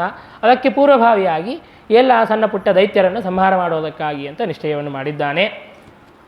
ಹೀಗೆ ಆ ಪರಮಾತ್ಮ ತಾನು ವನದಲ್ಲಿ ಸಂಚಾರ ಮಾಡುತ್ತಾ ಒಂದು ಸಲ ಅತ್ರಿ ಋಷಿಗಳ ಆಶ್ರಮಕ್ಕೆ ತಾನು ಹೋಗಿದ್ದಾನೆ. ಅಲ್ಲಿ ಅತ್ರಿ ಋಷಿಗಳು ಭಗವಂತನನ್ನು ಸ್ವಾಗತ ಮಾಡಿ ಅರ್ಘ್ಯಪಾದ್ಯಾದಿ ಅನೇಕ ಉಪಚಾರಗಳನ್ನು ಮಾಡಿದ್ದಾರೆ. ಆಗ ಅತ್ರಿ ಋಷಿಗಳ ಹೆಂಡತಿಯಾದಂತಹ ಅನಸೂಯಾದೇವಿ ತಾನು ಸೀತಾದೇವಿಯ ಜೊತೆಗೆ ಮಾತನಾಡುತ್ತಾ ಇದ್ದಾಳೆ. ನಿನ್ನ ಸ್ವಯಂವರ ಅಂತನ್ನೋದು ಹೇಗೆ ಆಗಿದೆ, ನಿನ್ನ ವಿವಾಹ ಕಾರ್ಯ ಅಂತನ್ನೋದು ಹೇಗೆ ಆಗಿದೆ, ಆ ಎಲ್ಲ ಕಥೆಯನ್ನು ಕೂಡ ನನಗೆ ತಿಳಿಸಿಕೊಡಬೇಕು. ಭಗವಂತನ ಶ್ರೀರಾಮಚಂದ್ರನ ಪರಾಕ್ರಮವನ್ನು ಪ್ರಕಾಶಿಸುವಂತಹ ನಿನ್ನ ಸ್ವಯಂವರದ ಕಥೆಯನ್ನು, ಚರಿತ್ರೆಯನ್ನು ನನಗೆ ಹೇಳು ಎಂಬುದಾಗಿ ಅನಸೂಯಾದೇವಿ ಸೀತಾದೇವಿಯ ಜೊತೆಗೆ ಮಾತನಾಡುತ್ತಾ ಇದ್ದಾಳೆ. ಈಗ ಗಂಡಸರು ಟಾಪಿಕ್ಸು ಮತ್ತು ಹೆಂಗಸರು ಟಾಪಿಕ್ಸು ಸ್ವಲ್ಪ ಬೇರೆ ಬೇರೆ ಇರ್ತವೆ ನೋಡಿರಿ. ಗಂಡಸರೆಲ್ಲ ಸೇರಿದ್ರು ಅಂತಂದರೆ ಪಾಲಿಟಿಕ್ಸ್ ಬಗ್ಗೆ ಮಾತನಾಡ್ತಾರೆ, ಅಥವಾ ಸ್ಪೋರ್ಟ್ಸ್ ಬಗ್ಗೆ ಮಾತನಾಡ್ತಾರೆ, ಅಥವಾ ಇರಾನ್ ಗೆಳೆಯುತ್ತೋ ಇಸ್ರೇಲ್ ಗೆಳೆಯುತ್ತೋ, ಯಾರು ಯುದ್ಧದಲ್ಲಿ ಗೆಲ್ಲಬೇಕು ಅಂತಹದ್ದೆಲ್ಲ ಮಾತನಾಡುತ್ತಾ ಇರುತ್ತೆ. ಹೆಂಗಸರು ಸೇರಿದ್ರು ಅಂತಂದರೆ ಮನೆಯ ಸುದ್ದಿಯನ್ನು ಮಾತನಾಡ್ತಾರೆ. ಗಂಡ ಹೇಗಿದ್ದಾನೆ, ಮಕ್ಕಳು ಹೇಗಿದ್ದಾರೆ, ಎಲ್ಲವೂ ಕೂಡ ಚೆನ್ನಾಗಿದೆಯಾ ಇಲ್ಲ. ಹಾಗೆ ಅನಸೂಯಾದೇವಿಯು ಕೂಡ ಸೀತಾದೇವಿಯನ್ನು ಕೇಳಿದ್ದಾಳೆ, ನಿನ್ನ ಸ್ವಯಂವರದ ಬಗ್ಗೆ ನನಗೆ ತಿಳಿಸಿಕೊಡು ಅಂತ ಕೇಳಿದಾಗ ಸೀತಾದೇವಿಯು ತನ್ನ ಸ್ವಯಂವರದ ಬಗ್ಗೆ ಎಲ್ಲವನ್ನು ಕೂಡ ತಿಳಿಸಿಕೊಟ್ಟಿದ್ದಾಳೆ. ಹೀಗೆ ಆ ಅತ್ರಿ ಋಷಿಗಳ ಆಶ್ರಮಕ್ಕೆ ಹೋಗಿ ಅತ್ರಿ ಋಷಿಗಳ ಮೇಲೆ ಅನುಗ್ರಹವನ್ನು ಮಾಡಿದ್ದಾನೆ ಪರಮಾತ್ಮ. ಆಗ ಅತ್ರಿ ಋಷಿಗಳ ಒಂದು ಪ್ರಾರ್ಥನೆಯಂತೆ ತಾನು ದಂಡಕಾರಣ್ಯಕ್ಕೆ ಪ್ರಯಾಣವನ್ನು ಮಾಡಿದ್ದಾನೆ. ಅಲ್ಲಿ ದಂಡಕಾರಣ್ಯಕ್ಕೆ ತಾನು ಪರಮಾತ್ಮ ಹೋದಾಗ ಸಾವಿರಾರು ಋಷಿಮುನಿಗಳು ಭಗವಂತನನ್ನು ಶರಣು ಹೋಗಿದ್ದಾರೆ. ಭಗವಂತನ ದರ್ಶನವನ್ನು ಮಾಡೋದಕ್ಕಾಗಿ ಅಂತ ಬಂದಿದ್ದಾರೆ. ಅವರೆಲ್ಲ ಇಂತಹ ಋಷಿಮುನಿಗಳು ಅಂತಂದರೆ ವಾರಿಪ, ವಾಯುಜಾ, ಪತ್ರಭೋಜನ, ಅಶ್ಮಕುಟ್ಟಕಾಹ. ಅವರೆಲ್ಲರೂ ಕೂಡ ಕೇವಲ ನೀರನ್ನೇ ಕುಡಿದು ತಪಸ್ಸನ್ನು ಮಾಡುವಂತಹ ಕೆಲವು ಜನ ಋಷಿಮುನಿಗಳು. ಇನ್ನೂ ಕೆಲವು ಜನ ಋಷಿಮುನಿಗಳು ನೀರನ್ನೂ ಕುಡಿಯೋದಿಲ್ಲ, ಕೇವಲ ವಾಯುವನ್ನೇ ಅಂದರೆ ಕೇವಲ ಶ್ವಾಸೋಚ್ಛ್ವಾಸವನ್ನೇ ಮಾಡುತ್ತಾ ತಾವು ತಪಸ್ಸನ್ನು ಮಾಡುವಂತಹ ಅಂತಹ ಋಷಿಮುನಿಗಳು. ಅಂತಂದರೆ ಊಟ ನಿದ್ದೆ ಇವೆಲ್ಲವನ್ನೂ ಕೂಡ ಬಿಟ್ಟು ಅನೇಕ ವರ್ಷಗಳ ಕಾಲ ತಪಸ್ಸನ್ನು ಮಾಡಿದಂತಹ ಋಷಿಮುನಿಗಳು. ನಾವು ಒಂದು ಏಕಾದಶಿ ಮಾಡೋದಕ್ಕೆ ನಾವು ಅಳುತ್ತೇವೆ, ಅಂತಹದ್ದು ಆ ಋಷಿಮುನಿಗಳು ಸಾವಿರಾರು ವರ್ಷಗಳ ಕಾಲ ಕೇವಲ ವಾಯುವನ್ನು ನೀರನ್ನು ಪಾನ ಮಾಡುತ್ತಾ ತಾವು ತಪಸ್ಸನ್ನು ಮಾಡಿದ್ದಾರೆ. ಅಂತಹವರ ಮೇಲೆ ಪರಮಾತ್ಮ ಅನುಗ್ರಹ ಮಾಡದೆ ಏನು ಮಾಡುತ್ತಾನೆ? ಹಾಗಾಗಿ ಪರಮಾತ್ಮ ಅವರೆಲ್ಲರ ಮೇಲೆ ಅನುಗ್ರಹವನ್ನು ಮಾಡೋದಕ್ಕಾಗಿ ಅಂತ ತಾನು ಹೋಗಿದ್ದಾನೆ. ಆ ಋಷಿಮುನಿಗಳೆಲ್ಲರೂ ಕೂಡ ಹೇಳುತ್ತಾ ಇದ್ದಾರೆ, ಸುಕೃತಾನಾಂ ಕೃತಾನಾಂ ನಸ್ ಸರ್ವೇಷಾಂ ಫಲಮಾಗತಂ ರಾಮ ಸಂದರ್ಶನಾಧಿತ್ತಂ ಮುನಯೋ ಕಥಯನ್ಮಿತಃ. ನಾವು ಇಷ್ಟು ವರ್ಷಗಳಿಂದಾಗಿ ನಾವೇನು ತಪಸ್ಸನ್ನು ಮಾಡುತ್ತಾ ಇದ್ವಿ, ನಾವೇನು ಯಜ್ಞಯಾಗಾದಿ ಸತ್ಕರ್ಮಗಳನ್ನು ಅನುಷ್ಠಾನ ಮಾಡುತ್ತಾ ಇದ್ವಿ, ಅದರೆಲ್ಲರ ಫಲ ಇವತ್ತು ನಮಗೆ ಸಿಗುತ್ತಾ ಇದೆ. ಆ ಎಲ್ಲ ಪುಣ್ಯದ ರಾಶಿ ಸೇರಿ ಇವತ್ತು ನಿನ್ನ ದರ್ಶನವನ್ನು ಮಾಡಿಸಿಕೊಡುತ್ತಾ ಇದೆ ರಾಮ. ನಿನ್ನ ದರ್ಶನದಿಂದಾಗಿ ನಾವೆಲ್ಲರೂ ಕೂಡ ಪುನೀತರಾಗಿದ್ದೇವೆ, ನಾವೆಲ್ಲರೂ ಕೂಡ ಧನ್ಯರಾಗಿದ್ದೇವೆ ಎಂಬುದಾಗಿ ತಾವು ಹೇಳುತ್ತಾ ಇದ್ದಾರೆ. ಇದು ನಮ್ಮ ಸಿದ್ಧಾಂತ. ನಾವೇನು ನಿತ್ಯ ಕರ್ಮಗಳನ್ನು ಮಾಡುತ್ತೇವೆ, ನೈಮಿತ್ತಿಕ ಕರ್ಮಗಳನ್ನು ಮಾಡುತ್ತೇವೆ, ಆ ಎಲ್ಲ ಸತ್ಕರ್ಮಗಳಿಂದಾಗಿ ನಮ್ಮ ಮನಸ್ಸು ಶುದ್ಧವಾಗಿ ಪರಮಾತ್ಮನ ಜ್ಞಾನ ಅಂತ ಅನ್ನೋದು ಆಗುತ್ತದೆ, ಭಗವಂತನ ದರ್ಶನವಾಗುತ್ತದೆ. ಆ ಒಂದು ರೀತಿಯಲ್ಲಿ ಆ ಋಷಿಮುನಿಗಳು ಹೇಳುತ್ತಾ ಇದ್ದಾರೆ, ನಾವು ಮಾಡಿದಂತಹ ತಪಸ್ಸಿನ ಫಲವಾಗಿ ನೀನು ನಮಗೆ ದರ್ಶನವನ್ನು ಕೊಡುತ್ತಾ ಇದ್ದೀಯಾ ಎಂಬುದಾಗಿ ತಾವೆಲ್ಲರೂ ಕೂಡ ಭಗವಂತನ ಸ್ತೋತ್ರವನ್ನು ಮಾಡುತ್ತಾ ಇದ್ದಾರೆ. ಭಗವಂತನಲ್ಲಿ ಪ್ರಾರ್ಥನೆ ಮಾಡುತ್ತಾರೆ. ಲೋಕನಾಥ ಸನಾತಾಸ್ಮೋ ಭವತಾ ಕರುಣಾವತ ಸಂಸಾರಾತ್ ಪಾಲಯನ್ ಲೋಕಾನ್ ರಾವಣಾದಪಿ ಪಾಲಯ. ಪರಮಾತ್ಮ, ನಾವೆಲ್ಲರೂ ಕೂಡ ಅನಾಥರಾಗಿದ್ದೇವೆ. ಈ ಎಲ್ಲ ದೈತ್ಯರು ಅಸುರರು ಬಂದು ನಮಗೆ ಪೀಡೆಯನ್ನು ಕೊಡುತ್ತಾ ಇದ್ದಾರೆ. ಹಾಗಾಗಿ ನೀನೇ ನಮಗೆ ನಾಥನಾಗು, ನಮ್ಮನ್ನು ರಕ್ಷಿಸು, ಈ ಸಂಸಾರವನ್ನೇ ದಾಟಿಸು, ಹಾಗೆಯೇ ಈ ರಾವಣನಿಂದಲೂ ಕೂಡ ನಮ್ಮನ್ನು ರಕ್ಷಿಸು ಎಂಬುದಾಗಿ ತಾವು ಎಲ್ಲರೂ ಕೂಡ ಪ್ರಾರ್ಥನೆಯನ್ನು ಮಾಡಿದ್ದಾರೆ. ಪರಮಾತ್ಮ ಅವರೆಲ್ಲರಿಗೂ ಕೂಡ ಅಭಯವನ್ನು ನೀಡಿದ್ದಾನೆ. ಅವಶ್ಯವಾಗಿಯೂ ಕೂಡ ಆ ರಾವಣನನ್ನು ಸಂಹಾರ ಮಾಡುತ್ತೇನೆ ಎಂಬುದಾಗಿ ಎಲ್ಲ ಋಷಿಮುನಿಗಳಿಗೂ ಕೂಡ ಅಭಯವನ್ನು ನೀಡಿದ್ದಾನೆ ಪರಮಾತ್ಮ. ಹೀಗೆ ಆ ದಂಡಕಾರಣ್ಯದಲ್ಲಿ ಸಂಚಾರ ಮಾಡುತ್ತಾ ಮಾಡುತ್ತಾ ಶರಭಂಗ ಋಷಿಗಳ ಆಶ್ರಮಕ್ಕೆ ತಾನು ಪರಮಾತ್ಮ ಹೋಗುತ್ತಾನೆ. ಶರಭಂಗ ಋಷಿಗಳು ತಾವು ವಾನಪ್ರಸ್ಥಾಶ್ರಮದಲ್ಲಿ ಇದ್ದುಕೊಂಡು ನಿತ್ಯದಲ್ಲಿಯೂ ಕೂಡ ಭಗವಂತನ ಧ್ಯಾನದಲ್ಲಿಯೇ ಆಸಕ್ತರಾಗಿದ್ದರು. ಇವಾಗ ಅವರ ದೇಹ ಅಂತನ್ನೋದು ಆ ವೃದ್ಧಾಪ್ಯದಿಂದಾಗಿ ಬಹಳ ಜೀರ್ಣವಾಗಿ ಬಿಟ್ಟಿದೆ. ಅವರ ಧರ್ಮವನ್ನು ಕೂಡ ಅವರಿಗೆ ಆಚರಣೆ ಮಾಡಲಿಕ್ಕೆ ಸಾಧ್ಯವಾಗುತ್ತಾ ಇಲ್ಲ. ಕೇವಲ ರಾಮಚಂದ್ರ ದೇವರ ಆಗಮನದ ಸಲುವಾಗಿ ಅಂತಲೇ ಕಾಯುತ್ತಾ ಇದ್ದರು. ಯಾವಾಗ ರಾಮಚಂದ್ರ ದೇವರು ಬಂದರೋ ಆಗ ರಾಮಚಂದ್ರ ದೇವರಿಗೆ ಎಲ್ಲ ಉಪಚಾರವನ್ನು ಮಾಡಿ, ಪರಮಾತ್ಮ ಈ ದೇಹವನ್ನು ನಾನು ತ್ಯಾಗವನ್ನು ಮಾಡುತ್ತೇನೆ, ಯಾಕೆಂದರೆ ಈ ದೇಹದಿಂದಾಗಿ ಇನ್ನೂ ಸಾಧನೆ ಮಾಡಲಿಕ್ಕೆ ಸಾಧ್ಯವಾಗೋದಿಲ್ಲ. ಹಾಗಾಗಿ ಧರ್ಮೋ ಯತೋಸ್ಯ ವನಗಸ್ಯ ನಿತಾಂತ ಶಕ್ತಿ ಹ್ರಾಸೆ ಸ್ವಧರ್ಮಕರಣಸ್ಯ ಹುತಾಶನಾದು ದೇಹಾತ್ಯಯ ಸತತ ಏವ ತನು ನಿಜಾಗ್ನೋ ಸಂತ್ಯಜ್ಯ ರಾಮಪುರತಃ ಪ್ರಯೋ ಪರೇಶಂ. ಯಾರು ವಾನಪ್ರಸ್ಥಾಶ್ರಮದಲ್ಲಿ ಇರುತ್ತಾರೆ, ವನದಲ್ಲಿ ಇರುತ್ತಾರೆ, ಅವರಿಗೆ ತಮ್ಮ ಧರ್ಮವನ್ನು ಆಚರಣೆ ಮಾಡಲಿಕ್ಕೆ ಸಾಧ್ಯವಿಲ್ಲ ಅನ್ನುವಷ್ಟು ದೇಹ ಅಂತನ್ನೋದು ಕ್ಷೀಣಿಸಿ ಹೋದಾಗ ತಾವು ತಮ್ಮ ದೇಹವನ್ನು ಅಗ್ನಿಯಲ್ಲಿ ತ್ಯಾಗವನ್ನು ಮಾಡಬೇಕು ಎಂಬುದಾಗಿ ಅದು ಶಾಸ್ತ್ರ ತಿಳಿಸಿಕೊಡುತ್ತದೆ. ಹಾಗಾಗಿ ಪರಮಾತ್ಮ ನೀನೇ ಬಂದಿದ್ದೀಯಾ, ನಿನ್ನ ಎದುರಿಗೇನೆ ನಾನು ದೇಹವನ್ನು ತ್ಯಾಗ ಮಾಡುವಂತಹ ಒಂದು ದೊಡ್ಡ ಸೌಭಾಗ್ಯವನ್ನು ಕರುಣಿಸಿದ್ಯಾ ಅಂತ ಹೇಳಿಬಿಟ್ಟು ಆ ಶರಭಂಗ ಋಷಿಗಳು ಯೋಗಾಗ್ನಿಯನ್ನು ಸೃಷ್ಟಿ ಮಾಡಿಕೊಂಡು ಆ ಯೋಗಾಗ್ನಿಯಲ್ಲಿ ತಮ್ಮ ದೇಹವನ್ನು ತ್ಯಾಗವನ್ನು ಮಾಡುತ್ತಾರೆ. ಆಗ ಪರಮಾತ್ಮ ಆ ಶರಭಂಗ ಋಷಿಗಳಿಗೆ ದಿವ್ಯವಾದಂತಹ ಶ್ರೇಷ್ಠವಾದಂತಹ ಗತಿಯನ್ನು ಕೊಡುತ್ತಾನೆ ಪರಮಾತ್ಮ. ಹೀಗೆ ಮುಂದೆ ಸಂಚಾರ ಮಾಡುತ್ತಾ ಮಾಡುತ್ತಾ ಹೋದಾಗ ಒಬ್ಬ ವಿರಾಧ ಅನ್ನುವಂತಹ ಒಬ್ಬ ರಾಕ್ಷಸ, ಆ ರಾಕ್ಷಸ ತಾನು ಒಮ್ಮಿಂದೊಮ್ಮೆ ಸೀತೆಯನ್ನು ಹಿಡಿದುಕೊಂಡು ತಾನು ಆಕಾಶಕ್ಕೆ ಹಾರಿ ಹೋಗುತ್ತಾನೆ. ಆಗ ಲಕ್ಷ್ಮಣ ತಾನು ತನ್ನ ಬಾಣಗಳನ್ನು ಪ್ರಯೋಗವನ್ನು ಮಾಡುತ್ತಾನೆ ಆ ರಾಕ್ಷಸನ ಮೇಲೆ. ಆದರೆ ಆ ವಿರಾಧ ತಾನು ಆ ಬಾಣಗಳನ್ನು ಲೆಕ್ಕಿಸದೇನೆ ತನ್ನ ಒಂದು ಶೂಲದಿಂದಾಗಿ ಲಕ್ಷ್ಮಣನಿಗೆ ಪ್ರಹಾರವನ್ನು ಮಾಡೋದಕ್ಕಾಗಿ ಅಂತ ಹಾಕುತ್ತಾನೆ. ಆಗ ರಾಮಚಂದ್ರ ದೇವರು ಆ ಶೂಲವನ್ನು ತಡೆಯುತ್ತಾರೆ. ಆಗ ವಿರಾಧ ಆ ರಾಮಲಕ್ಷ್ಮಣನನ್ನು ಕೂಡ ಕರೆದುಕೊಂಡು ತನ್ನ ಕೈಗಳಿಂದಾಗಿ ಕರೆದುಕೊಂಡು ತನ್ನ ಭುಜದ ಮೇಲೆ ಕೂಡಿಸಿಕೊಂಡು ಅವರನ್ನು ಇನ್ನು ಸಂಹಾರ ಮಾಡಬೇಕು, ಅವರನ್ನು ತಿಂದು ಬಿಡಬೇಕು ಅಂತ ತಾನು ಅಂದುಕೊಳ್ಳುತ್ತಾ ಇದ್ದಾನೆ. ಯಾಕೆ ಅಂತಂದರೆ ತನಗೆ ಅಷ್ಟು ಸಾಮರ್ಥ್ಯ ಎಲ್ಲಿಂದ ಬಂತು ಅಂತಂದರೆ ಬ್ರಹ್ಮದೇವರ ಒಂದು ವರವಿತ್ತು. ನಿನಗೆ ನೀನೇನು ತಿನ್ನಬೇಕು ಅಂತ ಅಂದುಕೊಳ್ಳುತ್ತೀಯೋ ಅದೆಲ್ಲವೂ ಕೂಡ ನಿನ್ನ ಕೈಗೆ ಸಿಗಲಿ ಎಂಬುದಾಗಿ ಆ ಬ್ರಹ್ಮದೇವರ ವರವಿತ್ತು. ಹಾಗಾಗಿ ಬ್ರಹ್ಮದೇವರ ವರದಿಂದಾಗಿ ವಿರಾಧನ ಕೈಗೆ ಅಂದರೆ ಬ್ರಹ್ಮದೇವರ ವರವನ್ನು ಸತ್ಯ ಮಾಡೋದಕ್ಕಾಗಿ ಅಂತಲೇ ಪರಮಾತ್ಮ ಆ ವಿರಾಧನ ಕೈಗೆ ಸಿಕ್ಕಿದ್ದಾನೆ. ಇನ್ನು ಬ್ರಹ್ಮದೇವರ ಮಾತು ಸತ್ಯ ಮಾಡಿ ಆಯಿತು. ಹಾಗಾಗಿ ಇನ್ನು ವಿರಾಧನ ಸಂಹಾರವನ್ನು ಮಾಡಬೇಕು ಅಂತ ತನ್ನ ಎರಡು ಭುಜಗಳನ್ನು ಕತ್ತರಿಸಿದ್ದಾನೆ. ಇನ್ನು ಶಿರಸ್ಸನ್ನು ಕೂಡ ತನ್ನ ಬಾಣಗಳಿಂದಾಗಿ ಕತ್ತರಿಸಿದಾಗ ಆ ವಿರಾಧ ತಾನು ದಿವ್ಯವಾದಂತಹ ರೂಪವನ್ನು ಧಾರಣೆ ಮಾಡಿ ಬಂದು ರಾಮಚಂದ್ರನಿಗೆ ನಮಸ್ಕಾರವನ್ನು ಮಾಡುತ್ತಾ ಇದ್ದಾನೆ. ಆ ವಿರಾಧ ಯಾರು ಅಂತಂದರೆ ತಾನು ಗಂಧರ್ವನಾಗಿದ್ದ. ಆ ವಿರಾಧ ಅನ್ನುವಂತಹವನು ತಾನು ಗಂಧರ್ವನಾಗಿ ತಾನು ಬಂದು ಪರಮಾತ್ಮನಿಗೆ ನಮಸ್ಕಾರವನ್ನು ಮಾಡುತ್ತಾ ಇದ್ದಾನೆ. ತುಂಬೂರು ಅನ್ನುವಂತಹ ಗಂಧರ್ವ ವಿರಾಧ ತಾನು ಒಂದು ಸಲ ಊರ್ವಶಿ ಅನ್ನುವಂತಹ ಅಪ್ಸರಾಸ್ತ್ರೀಯರ ಜೊತೆಗೆ ತಾನು ಪೀಡಿಸುವಂತಹ ಸಂದರ್ಭದಲ್ಲಿ ಕುಬೇರ ತಾನು ಶಾಪವನ್ನು ಕೊಟ್ಟಿರುತ್ತಾನೆ.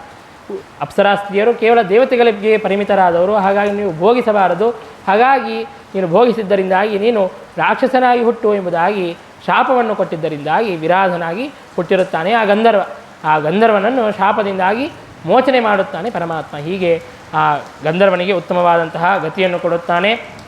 ಭುಂಕ್ವಾಸ್ಯ ಬಾಹುಯುಗಲಂ ಬಿಲಗಂಚಕಾರ ಸಮ್ಮಾನಯನ್ ವಚನವಂಬುಜ ಜನ್ಮನೋಸೋ ಪ್ರಾದಾಚ್ಯತಸ್ಯ ಸುಗತಿಂ ನಿಜಗಾಯಕಸ್ಯ ಭಕ್ಷಾರ್ಥಂ ಅಂಸಕಮಿತೋಪಿ ಸಹಾನುದೇನ ಎಂಬುದಾಗಿ ಶ್ರೀಮದಾಚಾರ್ಯರು ತಾತ್ಪರ್ಯ ನಿರ್ಣಯದಲ್ಲಿ ತಿಳಿಸಿಕೊಟ್ಟಂತೆ ಆ ವಿರಾಧನಿಗೆ ಆ ಗಂಧರ್ವನಿಗೆ ಆ ಶಾಪದಿಂದಾಗಿ ಮೋಚನೆಯನ್ನು ಮಾಡಿ ಸುಗತಿಯನ್ನು ಕೊಟ್ಟಿದ್ದಾನೆ.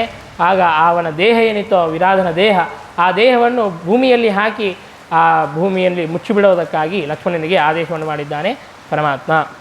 ಹೀಗೆ ಪರಮಾತ್ಮ ಅನೇಕ ಜನ ಅಸುರರನ್ನು ನಿಗ್ರಹವನ್ನು ಮಾಡುತ್ತಾ ಇರುವಂತಹ ಸಂದರ್ಭದಲ್ಲಿ ಸೀತೆಯು ಸುಮ್ಮನೆ ತಮಾಷೆ ಮಾಡುತ್ತಾಳೆ. ಅಲ್ಲ ರಾಮ, ನೀನು ರಾಜ್ಯವನ್ನು ಬಿಟ್ಟು ಮುನಿಯ ವ್ರತವನ್ನು ನೀನು ಧಾರಣೆ ಮಾಡಿ, ತಾಪಸ ವೇಷವನ್ನು ಧಾರಣೆ ಮಾಡಿ, ಮುನಿಗಳು ಯಾರಿಗಾದರೂ ಪೀಡೆಯನ್ನು ಉಂಟು ಮಾಡಬಹುದಾ? ಯಾರಿಗೂ ಕೂಡ ಪೀಡೆಯನ್ನು ಉಂಟು ಮಾಡಬಾರದು, ಯಾರಿಗೂ ಯಾವ ಪ್ರಾಣಿಯನ್ನು ಕೂಡ ಹಿಂಸಿಸಬಾರದು. ಹಾಗಾಗಿ ನೀನು ಹೇಗೆ ಅಸುರರ ನಿಗ್ರಹವನ್ನು ಮಾಡುತ್ತಿ, ರಾಕ್ಷಸರ ಸಂಹಾರವನ್ನು ಮಾಡುತ್ತಾ ಇದ್ದಿ ಅಂತ ಹೇಳಿದಾಗ ಆಗ ಪರಮಾತ್ಮ ಹೇಳುತ್ತಾನೆ, ದಹನಂ ದಹನಸ್ಯೇವ ರಾಜ್ಞೋ ದುರ್ಜನ ನಿಗ್ರಹ ಸರ್ವಾವಸ್ಥಾತು ಧರ್ಮ ಸ್ಯಾತ್ ಇತಿ ರಾಮೋಭ್ಯಭಾಷತ.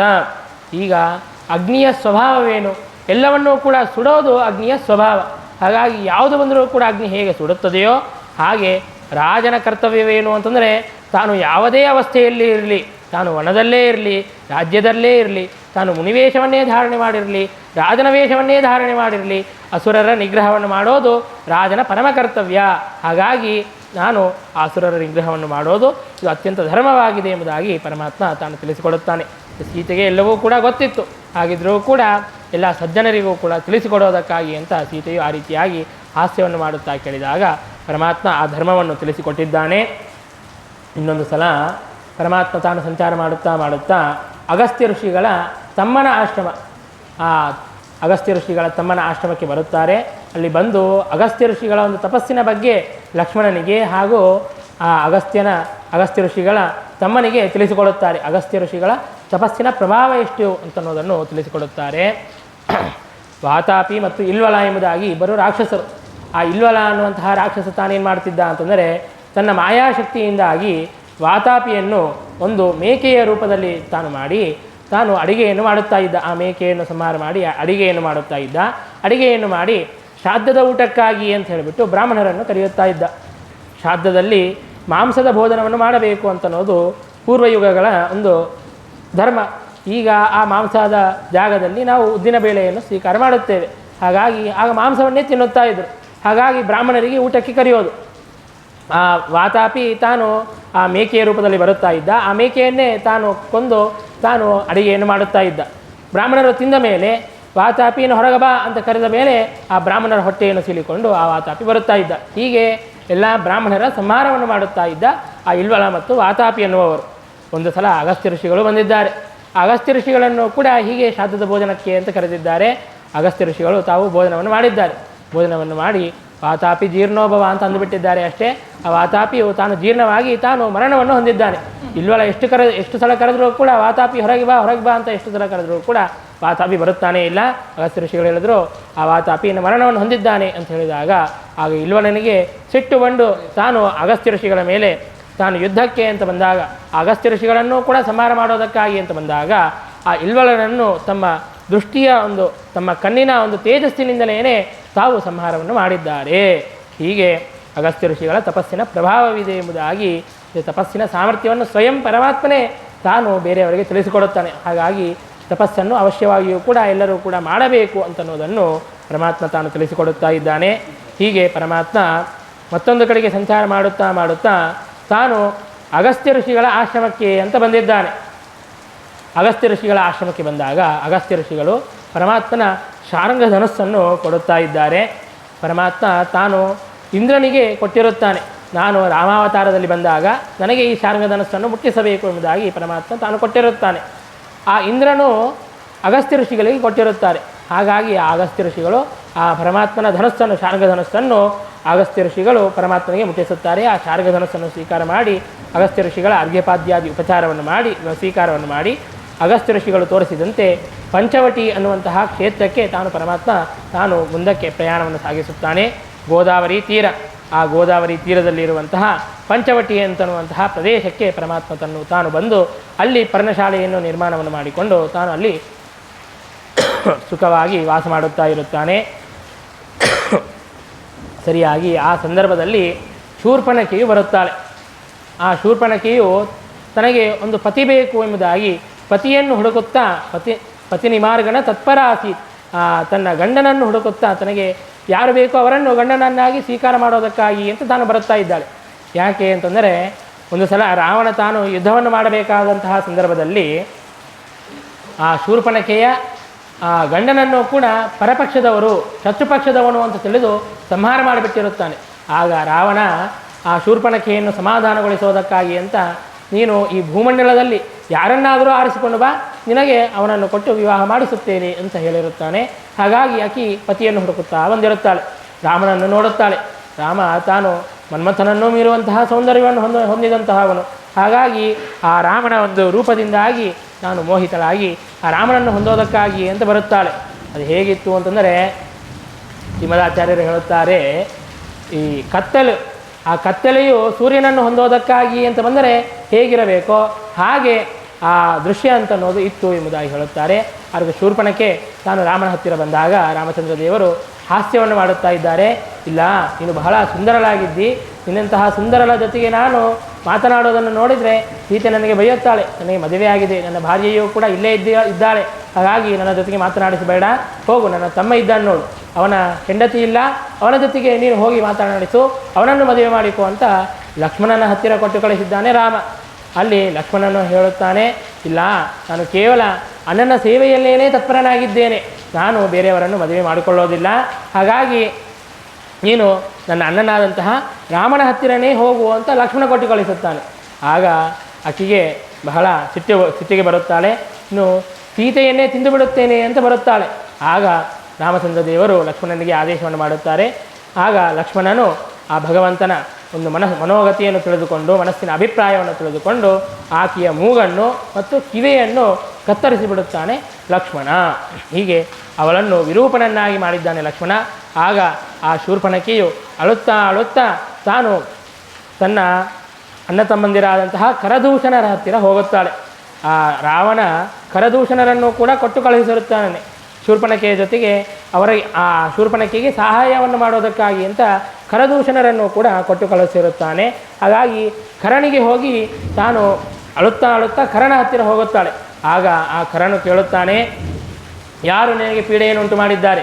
ಇವತ್ತು ನನ್ನ ಬಾಣಗಳು ಯಾರ ರಕ್ತದ ರುಚಿಯನ್ನು ನೋಡಬೇಕು ಅಂತ ಇದೆ, ಅವರಿಗೆ ನನ್ನ ಬಾಣಗಳಿಗೆ ಅವರ ರಕ್ತವನ್ನು ಪಾನ ಮಾಡಿಸುತ್ತೇನೆ, ಯಾರು ಹೇಳು ಎಂಬುದಾಗಿ ಹೇಳಿದಾಗ ಆಗ ಆ ಶೂರ್ಪಣಖಿ ಹೇಳುತ್ತಾಳೆ, ಹೀಗೆ ರಾಮಲಕ್ಷ್ಮಣರು ಅಂತ ಇದ್ದಾರೆ, ಅವರೇ ನನಗೆ ಇಂತಹ ಗತಿ ಬರುವಂತೆ ಮಾಡಿದ್ದಾರೆ ಅಂತ ಹೇಳಿದಾಗ ಖರ ತಾನು 14 ಜನ ಅಸುರರನ್ನು ಕೊಟ್ಟು ಕಳುಹಿಸುತ್ತಾನೆ. ಆ ರಾಮನನ್ನು ಯುದ್ಧವನ್ನು ಮಾಡಿ ಅವನನ್ನು ಸೋಲಿಸಿ ಅವನನ್ನು ಸಂಹಾರ ಮಾಡಿ ಬರ್ರಿ ಅಂತ. ಆಗ ಪರಮಾತ್ಮ 14 ಜನರನ್ನು 14 ಭುವನಗಳನ್ನೇ ಸೋಲಿಸುವಂತಹ ಸಾಮರ್ಥ್ಯವುಳ್ಳಂತಹ ಪರಮಾತ್ಮ 14 ಜನರನ್ನು ಸೋಲಿಸೋದಕ್ಕೆ ಏನಾದರೂ ಕಷ್ಟಪಡಬೇಕಾ? ಅನಾಯಾಸವಾಗಿ ಪರಮಾತ್ಮ ಅವರನ್ನು ಸಂಹಾರ ಮಾಡಿಬಿಟ್ಟಿದ್ದಾನೆ. ಆಗ ಶೂರ್ಪಣಖೆಯು ದುಃಖಿತಳಾಗಿ ಮತ್ತೆ ಕರ್ಣ ಹತ್ತಿರ ಬಂದು ಬೈಯುತ್ತಾ ಇದ್ದಾಳೆ, ನೀನು ನಪುಂಸಕನಿದ್ದಂತೆ ಇದ್ದಿ, ಯಾವುದೋ ಇಬ್ಬರು ಮಾನವರಿಂದಾಗಿ ಅಂಜುತ್ತಾ ಇದ್ದೀಯಾ, ಆ ಮಾನವರನ್ನು ಸಂಹಾರ ಮಾಡೋದಕ್ಕೂ ಕೂಡ ಹೆದರಿ ನೀನು ಇಲ್ಲಿಯೇ ಇದ್ದೀಯಲ್ಲ, ನೀನು ಬಹಳ ನಪುಂಸಕ, ಹೇಡಿ ಎಂಬುದಾಗಿ ಬೈಯುತ್ತಾ ಇದ್ದಾಳೆ. ಆಗ ಕರನು ತಾನು ಸಿಟ್ಟಿಗೆ ಬಂದು ತಾನು 14,000 ಜನ ಸೈನಿಕರನ್ನು ಕರೆದುಕೊಂಡು ಬರುತ್ತಾ ಇದ್ದಾನೆ. ಆಗ ಖರದೂಷಣರು ತಾವು 14,000 ಜನ ರಾಕ್ಷಸರನ್ನು ಸೈನಿಕರನ್ನು ಕರೆದುಕೊಂಡು ತಾವು ಯುದ್ಧಕ್ಕೆ ಅಂತ ಬರುತ್ತಾರೆ. ಆಗ ಪರಮಾತ್ಮ ತಾನು ಒಬ್ಬನೇ ಯುದ್ಧವನ್ನು ಮಾಡುವವನು. ಲಕ್ಷ್ಮಣ ಹಾಗೂ ಸೀತೆಯರಿಗೆ ಹೇಳಿದ್ದಾನೆ, ಲಕ್ಷ್ಮಣ ಸೀತೆಯನ್ನು ಕರೆದುಕೊಂಡು ಒಂದು ಗುಹೆಯಲ್ಲಿ ಬಚ್ಚಿಟ್ಟುಕೋ ಎಂಬುದಾಗಿ ತಾನು ಹೇಳಿದ್ದಾನೆ. ಪರಮಾತ್ಮ ತಾನೊಬ್ಬನೇ ತಾನು ಯುದ್ಧವನ್ನು ಮಾಡುತ್ತಾ ಇದ್ದಾನೆ. ಪರಮಾತ್ಮ ತಾನು ಯಾವಾಗ ಬಾಣವನ್ನು ತೆಗೆದ, ಯಾವಾಗ ಸಂಧಾನ ಮಾಡಿದ, ಯಾವಾಗ ಪ್ರಯೋಗ ಮಾಡಿದ ಎಂಬುದಾಗಿ ಹೇಳಬಲ್ಲಂತಹ ಒಬ್ಬ ವ್ಯಕ್ತಿಯೂ ಕೂಡ ಅಲ್ಲಿ ಇಲ್ಲ. ಅಷ್ಟು ವೇಗದಿಂದಾಗಿ ಪರಮಾತ್ಮ ತಾನು ಬಾಣಗಳ ಪ್ರಯೋಗವನ್ನು ಮಾಡುತ್ತಾ ಅವರನ್ನು ಸೋಲಿಸುತ್ತಾ ಇದ್ದಾನೆ. 100 ಜನ ಏಕಕಾಲಕ್ಕೆ ಬಂದರೆ 100 ಬಾಣಗಳನ್ನು ಏಕಕಾಲಕ್ಕೆ ಪ್ರಯೋಗವನ್ನು ಮಾಡುತ್ತಾನೆ. 1000 ಜನ ಏಕಕಾಲಕ್ಕೆ ಬಂದರೆ 1000 ಬಾಣಗಳನ್ನು ಏಕಕಾಲಕ್ಕೆ ಪ್ರಯೋಗವನ್ನು ಮಾಡುತ್ತಾನೆ. ಅಂತಹ ಮಹಾಪರಾಕ್ರಮವನ್ನು ತೋರಿಸುತ್ತಾ ಪರಮಾತ್ಮ ಆ ಖರದೂಷಣಾದಿ ಸಮಸ್ತ ದೈತ್ಯರನ್ನು ಕೂಡ ಸಂಹಾರ ಮಾಡಿಬಿಟ್ಟಿದ್ದಾನೆ. ಆಗ ಶೂರ್ಪನಖೆಯು ಬಹಳ ದುಃಖಿತಳಾಗಿ ತಾನು ಲಂಕೆಗೆ ಹೋಗುತ್ತಾಳೆ. ಲಂಕೆಯಲ್ಲಿ ಹೋಗಿ ರಾವಣನ ಹತ್ತಿರ ಅಳುತ್ತಾ ಇದ್ದಾಳೆ. ರಾವಣನಿಗೆ ಭಯುತ್ತಾ ಇದ್ದಾಳೆ. ಮತ್ತಃ ಪ್ರಮತ್ತಃ ಕಾಮೀತ್ವಂ ವಿಜಿತ್ಯಾಪಿ ಜಗತ್ರಯಂ ರಾಜಲಕ್ಷಣ ಹೀನೋಸಿ ಭಯಂ ಪ್ರಾಪ್ತಂ ನ ಬುದ್ಧ್ಯತೆ. ನೀನು ಕೇವಲ ಹೆಸರಿಗೆ ಮಾತ್ರ 3 ಲೋಕಗಳನ್ನು ಗೆದ್ದಿದ್ದಿ. ನೀನು ಆ 3 ಲೋಕಗಳನ್ನು ಜಯಿಸಿ ಕೂಡ ಕೇವಲ ಪ್ರಮತ್ತನಾದಂತೆ ಇದ್ದಿ, ಮತ್ತನಾದಂತೆ ಇದ್ದಿ. ನಿನಗೆ ರಾಜನ ಲಕ್ಷಣಗಳು ಯಾವುದೂ ಕೂಡ ಇಲ್ಲವೇ ಇಲ್ಲ. ಯಾಕೆಂದರೆ ನಿನಗೆ ಏನು ಭಯ ಪ್ರಾಪ್ತವಾಗಿದೆ ಯಾವುದೂ ಕೂಡ ನಿನಗೆ ಗೊತ್ತಿಲ್ಲ ಎಂಬುದಾಗಿ ಬೈಯುತ್ತಾ ಇದ್ದಾಳೆ. ಯಾಕೆ ಅಂತಂದರೆ ಆಗ ರಾವಣ ಕೇಳುತ್ತಾನೆ, ಏನಾಯಿತು ಅಂತ ಕೇಳಿದಾಗ, ಖರದೂಷಣಾದಿ 14,000 ಜನರನ್ನು ಅಲ್ಲಿ ಇಬ್ಬರು ಮಾನವರು ಸಂಹಾರ ಮಾಡಿಬಿಟ್ಟಿದ್ದಾರೆ ಅಂತ ಹೇಳಿದಾಗ, ಯಾರವರು ಎಂಬುದಾಗಿ ರಾವಣ ತಾನು ಕೇಳುತ್ತಾ ಇದ್ದಾನೆ. ಆಗ ಶೂರ್ಪನಖೆ ಹೇಳುತ್ತಾಳೆ, ದಶರಥ ರಾಜನ ಮಗ ರಾಮಚಂದ್ರ ಅಂತ ಹೇಳಿಬಿಟ್ಟು ತಾನು ಭಾರೀ ಪರಾಕ್ರಮ ಉಳ್ಳವನು. ತಾನು ಒಬ್ಬನೇ ಇಡೀ ಸೈನಿಕರನ್ನೆಲ್ಲರನ್ನು ಕೂಡ 14,000 ಜನ ರಾಕ್ಷಸರನ್ನು ಸಂಹಾರ ಮಾಡಿದ್ದಾನೆ. ತನಗೆ ತಾನು ಒಂದು 100 ಜನ ಸೈನಿಕರನ್ನು ಇಟ್ಟುಕೊಂಡಿದ್ದಾನೆ ಅಂತಂದರೆ ಯಾರೂ ಕೂಡ ಇಲ್ಲ. ತನಗೆ ಸಹಾಯಕವಾಗಿ ಇದ್ದದ್ದು ಅಂತಂದರೆ ಒಂದು ಧನಸ್ಸು ಮಾತ್ರ. ಧನಸ್ಸು ಅಷ್ಟೇ ತನಗೆ ಸಹಾಯಕವಾಗಿದೆ. ಧನುರ್ದ್ವಿತೀಯ, ಆ ಧನಸ್ಸನ್ನೇ ದ್ವಿತೀಯ ವಸ್ತುವನ್ನಾಗಿ ಪಡೆದು ತಾನು ಎಲ್ಲ ದುಷ್ಟರನ್ನು ರಾಕ್ಷಸರನ್ನು ಕೂಡ ಸಂಹಾರ ಮಾಡಿದ್ದಾನೆ. ಆ ರಾಮನಿಗೆ ಒಬ್ಬ ತಮ್ಮನೂ ಇದ್ದಾನೆ, ಲಕ್ಷ್ಮಣ ಅಂತ ಹೇಳಿಬಿಟ್ಟು. ಆ ರಾಮನ ಭಾರ್ಯೆಯನ್ನು ನೋಡಬೇಕು, ಪತ್ನಿಯನ್ನು ನೋಡಬೇಕು, ಸರ್ವಾಂಗಿ ಸುಂದರಿ ಆ ಸೀತೆಯನ್ನು ನೀನು ಸ್ವೀಕಾರ ಮಾಡಬೇಕು. ಆಕೆಯು ನಿನಗೆ ಯೋಗ್ಯಲಾದವಳು. ಎಂ ಸಂಸ್ಪೃಶತಿ ಸಾ ಕಾಂತ ಸೀತಾ ಸರ್ವಾಂಗ ಶೋಭನ ಸುಧಾಧಾರೇವ ನೈವಾಸ್ಯ ದೇಹಧರ್ಮ ಜರಾದಯ.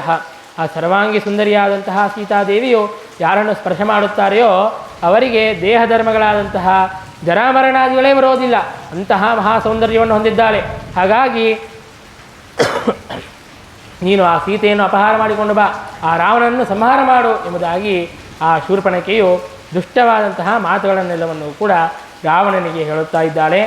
ಆಗ ರಾವಣನು ವಿಚಾರ ಮಾಡುತ್ತಾ ಇದ್ದಾನೆ. ಅಷ್ಟರಲ್ಲಿ ಅವಿಕಂಪನ ಅನ್ನುವಂತಹ ಒಬ್ಬ ರಾಕ್ಷಸ ಬರುತ್ತಾನೆ. ಆ ಖರದೂಷಣರನ್ನು ಸಂಹಾರ ಮಾಡಿದಾಗ ಯಾವನೋ ಒಬ್ಬನು ಅವಿಕಂಪನ ಅನ್ನುವಂತಹ ರಾಕ್ಷಸ ತಾನು ತಪ್ಪಿಸಿಕೊಂಡು ಬಂದಿದ್ದಾನೆ. ಅವನು ಕೂಡ ಬಂದು ರಾವಣನಿಗೆ ಇದೇ ಸುದ್ದಿಯನ್ನು ಹೇಳುತ್ತಾ ಇದ್ದಾನೆ, ರಾಮನ ಪರಾಕ್ರಮದ ಬಗ್ಗೆಯೇ ಹೇಳುತ್ತಾ ಇದ್ದಾನೆ. ಆಗ ಚಿಂತಾಕ್ರಾಂತನಾಗಿ ರಾವಣ ಏನು ಮಾಡಬೇಕು ಎಂಬುದಾಗಿ ವಿಚಾರವನ್ನು ಮಾಡಿ ತಾನು ಮಾರೀಚನ ಹತ್ತಿರ ಬರುತ್ತಾನೆ. ಇಲ್ಲಿ ಗೋಕರ್ಣದ ಹತ್ತಿರ ಮಾರೀಚ ತಾನು ತಪಸ್ಸಿನಲ್ಲಿ ಆಸಕ್ತನಾಗಿ ಕುಳಿತಿರುತ್ತಾನೆ.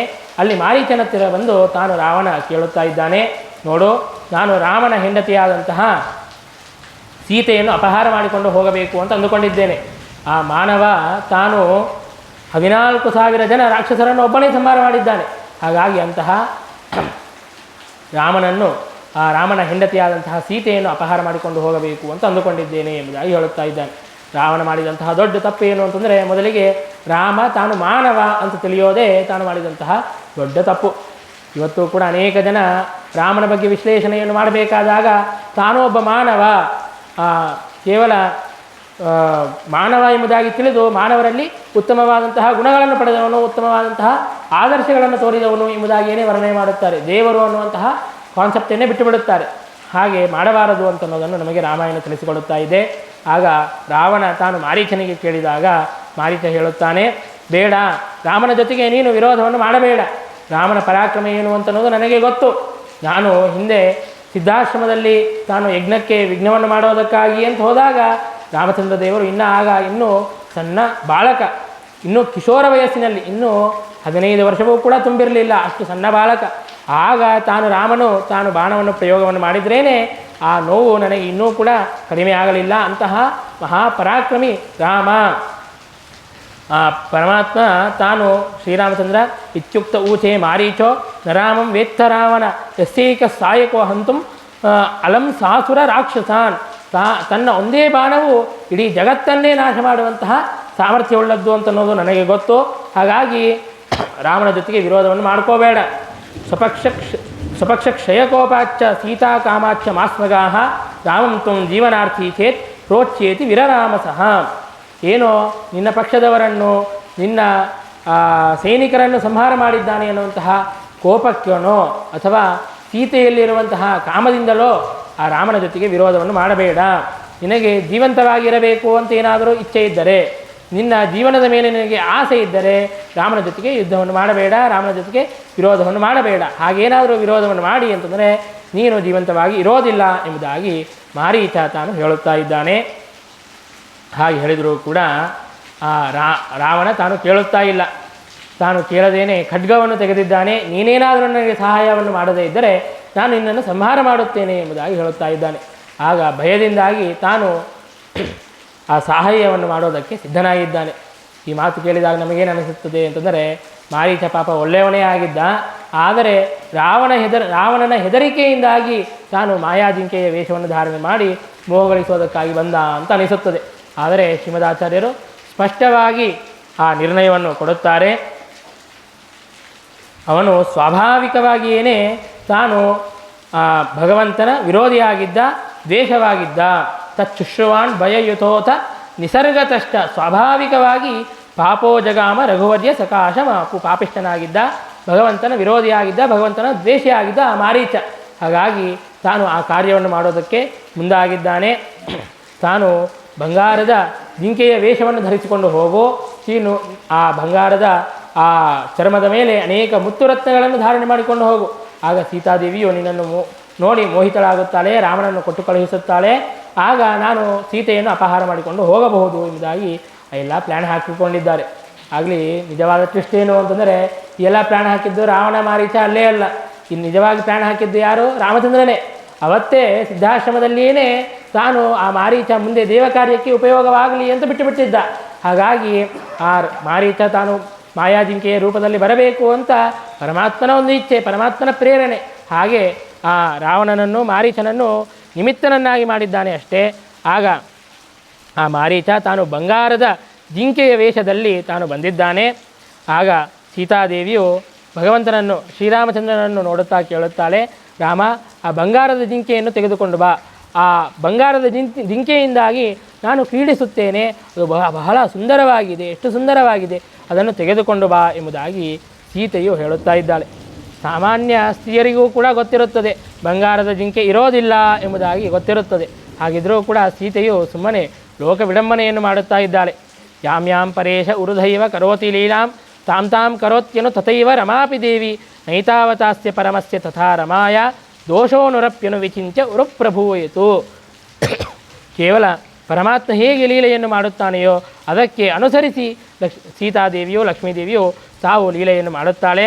ಹಾಗಾಗಿ ಪರಮಾತ್ಮನಿಗಾಗಲಿ ಅಥವಾ ಸೀತಾದೇವಿಗಾಗಲಿ ಸ್ವಲ್ಪವೂ ಕೂಡ ದೋಷವನ್ನು ಚಿಂತನೆ ಮಾಡಬಾರದು ಅಂತನ್ನುವಂತಹ ನಿರ್ಣಯವನ್ನು ನಮಗೆ ಶ್ರೀಮದಾಚಾರ್ಯರು ಕೊಡುತ್ತಾರೆ.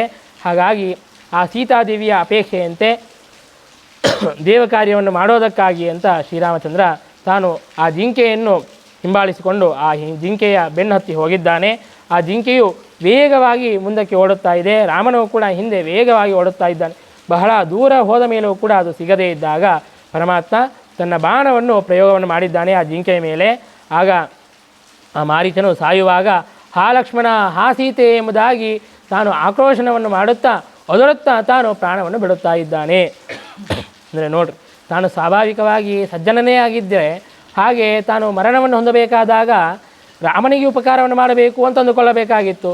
ರಾವಣನಿಗೆ ಉಪಕಾರವನ್ನು ಮಾಡಬೇಕು ಅಂತ ಹೇಳಿಬಿಟ್ಟು ಹಾ ಲಕ್ಷ್ಮಣ, ಹಾ ಸೀತೆ ಅಂತ ತಾನು ಒದರುತ್ತಾ ಇದ್ದಾನೆ. ಆಗ ಸೀತಾದೇವಿಯು ಇಲ್ಲಿ ತಾನು ಕೂಡ ನಾಟಕವನ್ನು ಮಾಡೋದನ್ನು ಪ್ರಾರಂಭ ಮಾಡಿದ್ದಾಳೆ. ಲಕ್ಷ್ಮಣನಿಗೆ ಹೇಳುತ್ತಾಳೆ, ನೋಡು, ನಿನ್ನ ಅಣ್ಣ ತಾನು ಒದರುತ್ತಾ ಇದ್ದಾನೆ, ಲಕ್ಷ್ಮಣ ಸೀತೆ ಅಂತ ಒದರುತ್ತಾ ಇದ್ದಾನೆ, ನಿಮ್ಮ ಅಣ್ಣನ ಧ್ವನಿಯೇ ಅದು ನನಗೆ ಗೊತ್ತಾಗುತ್ತಾ ಇದೆ. ಹಾಗಾಗಿ ರಾಮ ಯಾವುದೋ ಆಪತ್ತಿನಲ್ಲಿ ಇದ್ದಂತೆ ಇದ್ದಾನೆ, ಹೋಗಿ ನೀನು ರಾಮನನ್ನು ಕಾಪಾಡು ಎಂಬುದಾಗಿ ಲಕ್ಷ್ಮಣನಿಗೆ ಹೇಳುತ್ತಾ ಇದ್ದಾಳೆ ಸೀತೆ. ಆಗ ಲಕ್ಷ್ಮಣ ಹೇಳುತ್ತಾ ಇದ್ದಾನೆ, ಯದ್ಭ್ರೂ ವಿಭ್ರಮ ಮಾತ್ರೇನ ಸುರಾಸುರ ನರಾಧಿಕಂ ವಿಶ್ವಂ ಸ್ಥಿತಿಲಯೋತ್ಪತ್ತಿ ಯಾತಿ ತಸ್ಯಾಂಬ ಕಿಂ ಭಯಂ. ಯಾವ ಪರಮಾತ್ಮನ ಕೇವಲ ಭ್ರೂ ವಿಲಾಸದಿಂದಲೇ ಸಮಸ್ತ ವಿಶ್ವವೂ ಕೂಡ ಸೃಷ್ಟಿಸ್ಥಿತ್ಯಾದಿಗಳನ್ನು ಹೊಂದಬೇಕೋ ಅಂತಹ ಪರಮಾತ್ಮನಿಗೆ ಯಾರಿಂದ ಭಯ? ಯಾರಿಂದಲೂ ಕೂಡ ಭಯ ಇರಲಿಕ್ಕೆ ಸಾಧ್ಯನೇ ಇಲ್ಲ. ತಾನು ಸಾಕ್ಷಾತ್ತು ಶ್ರೀಹರಿ ನಾರಾಯಣ. ಹಾಗಾಗಿ ತನಗೆ ಭಯ ಅಂತನ್ನೋದು ಉಂಟಾಗಲಿಕ್ಕೆ ಸಾಧ್ಯವಿಲ್ಲ, ಹಾಗಾಗಿ ನಾನು ಹೋಗೋದಿಲ್ಲ, ನೀನು ಕೂಡ ಚಿಂತೆಯನ್ನು ಮಾಡಬೇಡ ಎಂಬುದಾಗಿ ಸೀತೆಗೆ ಹೇಳುತ್ತಾ ಇದ್ದಾನೆ. ಸೀತಾದೇವಿಗೆ ಅದೆಲ್ಲ ಗೊತ್ತಿಲ್ಲನ. ಇಷ್ಟೆಲ್ಲ ಹೇಳುತ್ತಾ ಇದ್ದಾನೆ ಲಕ್ಷ್ಮಣ. ಸೀತಾದೇವಿ ಜಗನ್ಮಾತೆಯಾದಂತಹ ಲಕ್ಷ್ಮೀದೇವಿ ಆಕೆ ಹೇಳಿದಂತಹ ಆಜ್ಞೆಯನ್ನು ಪರಿಪಾಲನೆ ಮಾಡಬೇಕು ಅಂತನ್ನುವಂತಹ ಎಚ್ಚರವನ್ನು ತಪ್ಪುತ್ತಾ ಇದ್ದಾನೆ ಲಕ್ಷ್ಮಣ. ಆಗ ಸೀತಾದೇವಿಯು ಬಹಳ ಉಗ್ರವಾದಂತಹ ಮಾತುಗಳನ್ನು ಆಡುತ್ತಾಳೆ.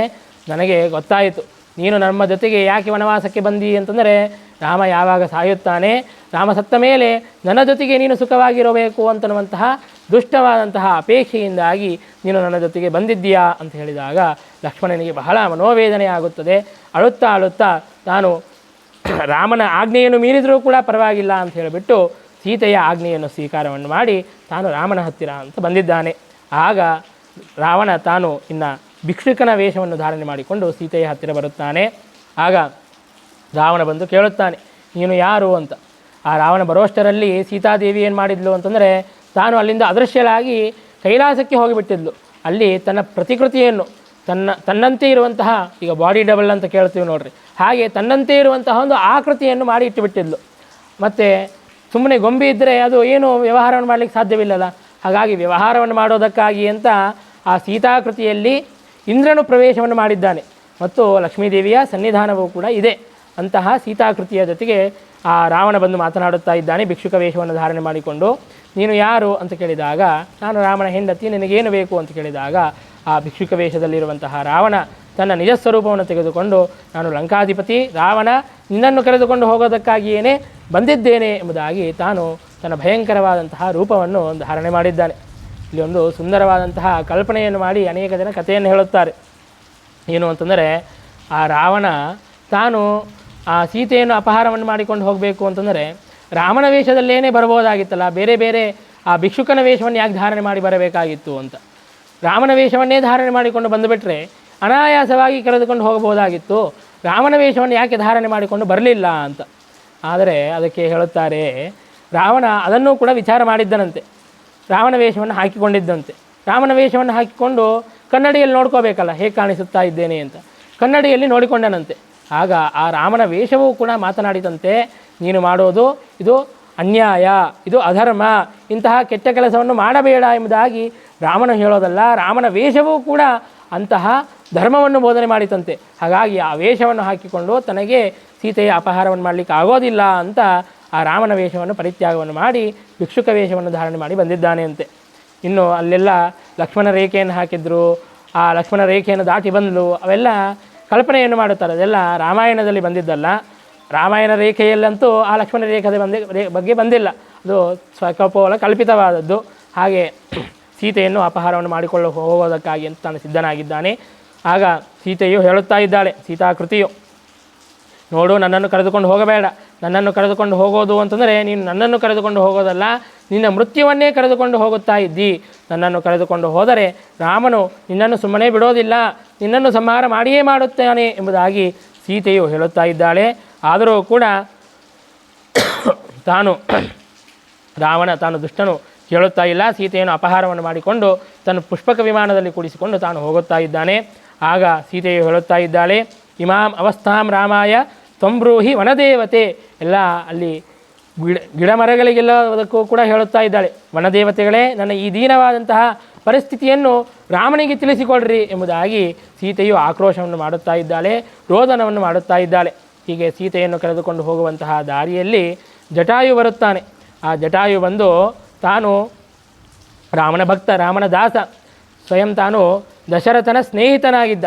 ಆ ದಶರಥನ ಸ್ನೇಹಿತನಾಗಿ ರಾಮನ ದಾಸನಾದಂತಹ ಜಟಾಯು ಇಂತಹ ಕೆಟ್ಟ ಕೆಲಸವನ್ನು ನಿಂದಿರಿಸಬೇಕು ಅಂತ ಹೇಳಿಬಿಟ್ಟು ತಾನು ಜಟಾಯು ರಾವಣನ ಜೊತೆಗೆ ಯುದ್ಧವನ್ನು ಮಾಡುತ್ತಾನೆ.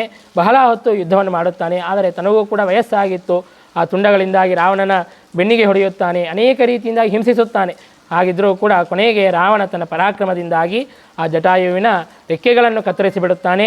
ಆ ಜಟಾಯುವಿನ ಕಾಳಿಗಳನ್ನು ಕೂಡ ಕತ್ತರಿಸಿ ಆ ಜಟಾಯುವನ್ನು ಇನ್ನು ಮರಣ ಹೊಂದುವಂತೆ, ಮರಣಾಭಿಮುಖವನಾಗಿ ತಾನು ಕೆಳಗೆ ಬೀಳುವಂತೆ ತಾನು ಮಾಡಿದ್ದಾನೆ.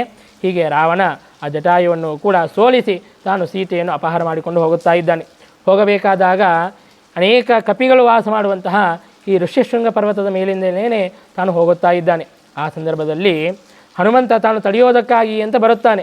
ಆದರೆ ಸುಗ್ರೀವ ತಾನು ನಿಂದಿರಿಸಿಬಿಡುತ್ತಾನೆ. ನಾವೇ ಮೊದಲಿಗೆ ಕಷ್ಟದಲ್ಲಿದ್ದೇವೆ, ಮತ್ತೆ ಬೇರೆಯವರ ಗೋಜಿಗೆ ಹೋಗೋದು ಯಾಕ ಅಂತ ನಿಂದಿರಿಸಿಬಿಡುತ್ತಾನೆ. ಹನುಮಂತ ತನಗೆ ಗೊತ್ತಿತ್ತು ಈ ಕಾರ್ಯ ರಾಮನೇ ಮಾಡೋದಿದೆ, ಹಾಗಾಗಿ ಅನೇಕ ಅಸುರರ ನಿಗ್ರಹವಾಗಬೇಕಾಗಿದೆ ಅಂತ ಹನುಮಂತನೂ ಕೂಡ ಬಿಟ್ಟು ಬಿಡುತ್ತಾನೆ. ಆಗ ಸೀತಾದೇವಿಯು ತನ್ನ ಸೆರಗಿನಲ್ಲಿ ತಾನೇನು ಆಭರಣಗಳನ್ನೆಲ್ಲ ಹಾಕಿಕೊಂಡಿದ್ಲು ಆ ಎಲ್ಲ ಆಭರಣಗಳನ್ನು ಕೂಡ ತನ್ನ ಸೆರಗಿನಲ್ಲಿ ಕಟ್ಟಿ ಆ ಆಭರಣಗಳನ್ನೆಲ್ಲವನ್ನು ಕೂಡ ಆ ಕಪಿಗಳು ಇರುವಂತಹ ಸ್ಥಾನದಲ್ಲಿ ಹಾಕಿದ್ದಾಳೆ. ಹೀಗೆ ರಾವಣ ಆ ಸೀತೆಯನ್ನು ವಾಯುವೇಗದಿಂದಾಗಿ ಅಪಹಾರವನ್ನು ಮಾಡಿಕೊಂಡು ಲಂಕೆಗೆ ಹೋಗಿದ್ದಾನೆ. ಲಂಕೆಗೆ ಹೋದ ಮೇಲೆ ಹೇಳುತ್ತಾನೆ, ಸೀತಾ ಇನ್ನು ಬಿಟ್ಟುಬಿಡು ರಾಮನನ್ನು, ರಾಮ ಇನ್ನು ನಿನ್ನ ಜೊತೆಗೆ ಇರಲಿಕ್ಕೆ ಸಾಧ್ಯನೇ ಇಲ್ಲ, ರಾಮ ಈ ಲಂಕೆಗೆ ಬರೋದಂತೂ ಅಸಾಧ್ಯವಾದದ್ದು, ಇಷ್ಟು ದೂರ ನಾನು ಬರಲಿಕ್ಕೆ ಸಾಧ್ಯವಿಲ್ಲ, ಹಾಗಾಗಿ ರಾಮನನ್ನು ಮರೆತು ಬಿಡು, ರಾಮನನ್ನು ಮರೆತು ನನ್ನ ಜೊತೆಗೇನೇ ಇದ್ದು ಬಿಡು, ನನ್ನನ್ನೇ ವಿವಾಹ ಮಾಡಿಕೋ ಎಂಬುದಾಗಿ ದುಷ್ಟವಾದಂತಹ ವಾಕ್ಯಗಳನ್ನು ಹೇಳುತ್ತಾ ಇದ್ದಾನೆ. ಆದರೆ ಸೀತೆಯು ಅದ್ಯಾವುದಕ್ಕೂ ಕೂಡ ಗಮನವನ್ನು ಕೊಡುತ್ತಾ ಇಲ್ಲ, ಎಷ್ಟು ಹೇಳಿದ್ರೂ ಕೂಡ ಕೇಳುತ್ತಾ ಇಲ್ಲ. ಆಗ ಸೀತೆಯನ್ನು ನಾನಾ ವಿಧವಾಗಿ ಬೈಯುತ್ತಾ ತಾನು ರಾವಣ ಅಶೋಕವನದಲ್ಲಿ ತಾನು ಶಿಂಶುಪಾ ವೃಕ್ಷದ ಕಡೆಗೆ ತಾನು ಕೂಡುವಂತೆ ಮಾಡಿದ್ದಾನೆ. ಹೀಗೆ ಆ ರಾವಣ ಇಲ್ಲಿ ಸೀತಾದೇವಿಯನ್ನು ಅಪಹಾರವನ್ನು ಮಾಡಿಕೊಂಡು ಬಂದಿದ್ದಾನೆ. ಈ ಕಡೆಗೆ ಲಕ್ಷ್ಮಣ ತಾನು ರಾಮನ ಹತ್ತಿರ ಹೋಗಿದ್ದಾನೆ. ಆಗ ರಾಮ ಕೇಳುತ್ತಾನೆ, ಸೀತಾದೇವಿಯನ್ನು ಒಬ್ಬಳನ್ನೇ ಬಿಟ್ಟು ಯಾಕೆ ಬಂದಿದ್ದಿ? ಅನೇಕ ಅಸುರರು ಇರುವಂತಹ ರಾಕ್ಷಸರು ಇರುವಂತಹ ಇಂತಹ ಘೋರವಾದಂತಹ ಅರಣ್ಯದಲ್ಲಿ ಸೀತೆಯನ್ನು ಒಬ್ಬಕೆಯನ್ನೇ ಬಿಟ್ಟು ಬರೋದು ಸರಿಯಲ್ಲ, ಯಾಕೆ ಬಿಟ್ಟು ಬಂದಿ ಅಂತ ಹೇಳಿದಾಗ ಆಗ ಲಕ್ಷ್ಮಣ ತಾನು ನಡೆದದ್ದನ್ನು ಎಲ್ಲವನ್ನು ಕೂಡ ಹೇಳುತ್ತಾನೆ. ಆಗ ರಾಮ ತಾನು ಸಿಟ್ಟಿಗೆ ಬಂದು ಇನ್ನೇನು ಮಾಡುವಂತೆ ಇಲ್ಲ ಅಂತ ಹೇಳಿಬಿಟ್ಟು ವೇಗವಾಗಿ ರಾಮ ಲಕ್ಷ್ಮಣರು ತಮ್ಮ ಆಶ್ರಮಕ್ಕೆ ಬಂದು ನೋಡುತ್ತಾರೆ. ಸೀತಾದೇವಿಯನ್ನು ಕಾಣೋದೇ ಇಲ್ಲ ರಾಮ. ಆಗ ಪ್ರಾಕೃತವಾದಂತಹ ಪುರುಷರು ತಾವು ಹೇಗೆ ಹೆಂಡತಿಯನ್ನು ಕಳೆದುಕೊಂಡರೆ ದುಃಖಿಸಬೇಕೋ ರೋಧಿಸಬೇಕೋ ಹಾಗೆ ಪರಮಾತ್ಮ ತಾನು ರೋದನೆಯನ್ನು ಮಾಡುತ್ತಾ ಇದ್ದಾನೆ. ಪರಮಾತ್ಮನಿಗೆ ಸೀತಾವಿಯೋಗ ಅಂತನ್ನೋದು ಆಗಲೇ ಇಲ್ಲ. ಸೀತಾದೇವಿ ಒಂದು ರೂಪದಿಂದಾಗಿ ತಾನು ಕೈಲಾಸಕ್ಕೆ ಹೋಗಿದ್ದಾಳೆ, ಇಲ್ಲಿ ರಾವಣ ತಾನು ಸೀತಾಕೃತಿಯನ್ನು ಅಪಹಾರ ಮಾಡಿಕೊಂಡು ಹೋಗಿದ್ದಾನೆ. ಇನ್ನು ಒಂದು ರೂಪದಿಂದಾಗಿ ರಾಮನ ಜೊತೆಗೇನೆ ಸೀತಾದೇವಿಯು ಇದ್ದಾಳೆ, ಆದರೆ ಯಾರಿಗೂ ಕೂಡ ಗೋಚರವಾಗಿ ಇಲ್ಲ, ಅಪ್ರತ್ಯಕ್ಷವಾಗಿ ಇದ್ದಾಳೆ.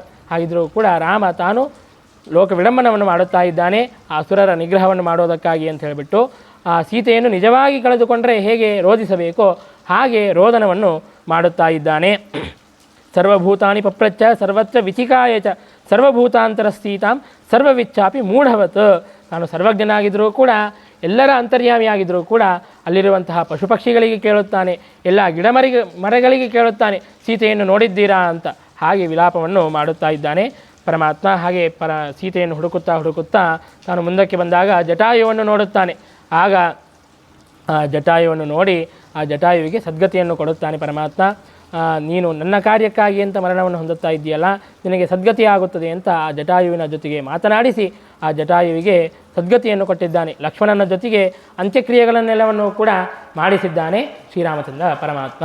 ಅಂದರೆ ರಾಮನ ಕಾರ್ಯಕ್ಕಾಗಿ ಭಗವಂತನ ಕಾರ್ಯಕ್ಕಾಗಿ ಅಂತ ನಾವು ಮುಂದಾಗಿ ನಾವೇನಾದರೂ ಪ್ರಾಣವನ್ನು ಕಳೆದುಕೊಂಡರೂ ಕೂಡ ರಾಮ ನಮಗೆ ತಾನು ಸದ್ಗತಿಯನ್ನು ಉಂಟು ಮಾಡುತ್ತಾನೆ ಅಂತನ್ನೋದನ್ನು ರಾಮಾಯಣ ನಮಗೆ ತಿಳಿಸಿಕೊಡುತ್ತಾ ಇದೆ.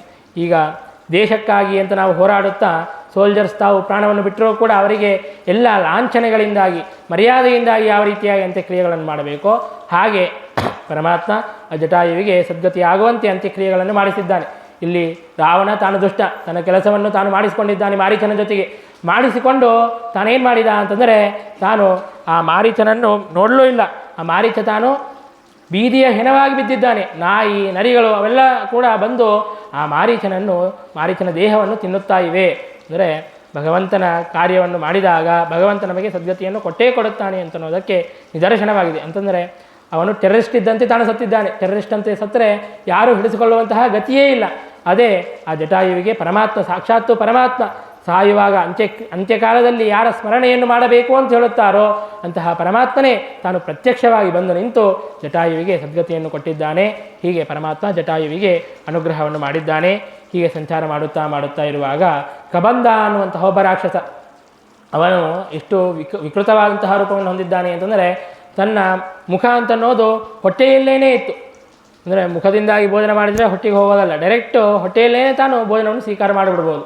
ಹಾಗೆ ತನಗೆ ಒಂದು ರೂಪ ಅಂತನ್ನೋದು ಬಂದಿತ್ತು. ಹಾಗೆ ಯಾಕಾಗಿತ್ತು ಅಂತಂದರೆ ತಾನು ಬ್ರಹ್ಮದೇವರಿಂದಾಗಿ ಅವಧ್ಯತ್ವವರವನ್ನು ಪಡೆದು ತಾನು ಇಂದ್ರನ ಜೊತೆಗೆ ಯುದ್ಧವನ್ನು ಆಡೋದಕ್ಕಾಗಿ ಅಂತ ಹೋಗಿರುತ್ತಾನೆ. ಆಗ ಇಂದ್ರ ತನ್ನ ವಜ್ರಾಯುಧದಿಂದಾಗಿ ತನ್ನ ಮುಖ ಹೊಟ್ಟೆಯಲ್ಲಿ ಹೋಗುವಂತೆ ಮಾಡಿರುತ್ತಾನೆ. ಆ ವಜ್ರಾಯುಧದ ಪ್ರಹಾರದಿಂದಾಗಿ ಹಾಗೆ ಆಗಿರುತ್ತದೆ. ಕಬಂಧ ಅನ್ನುವಂತಹ ರಾಕ್ಷಸ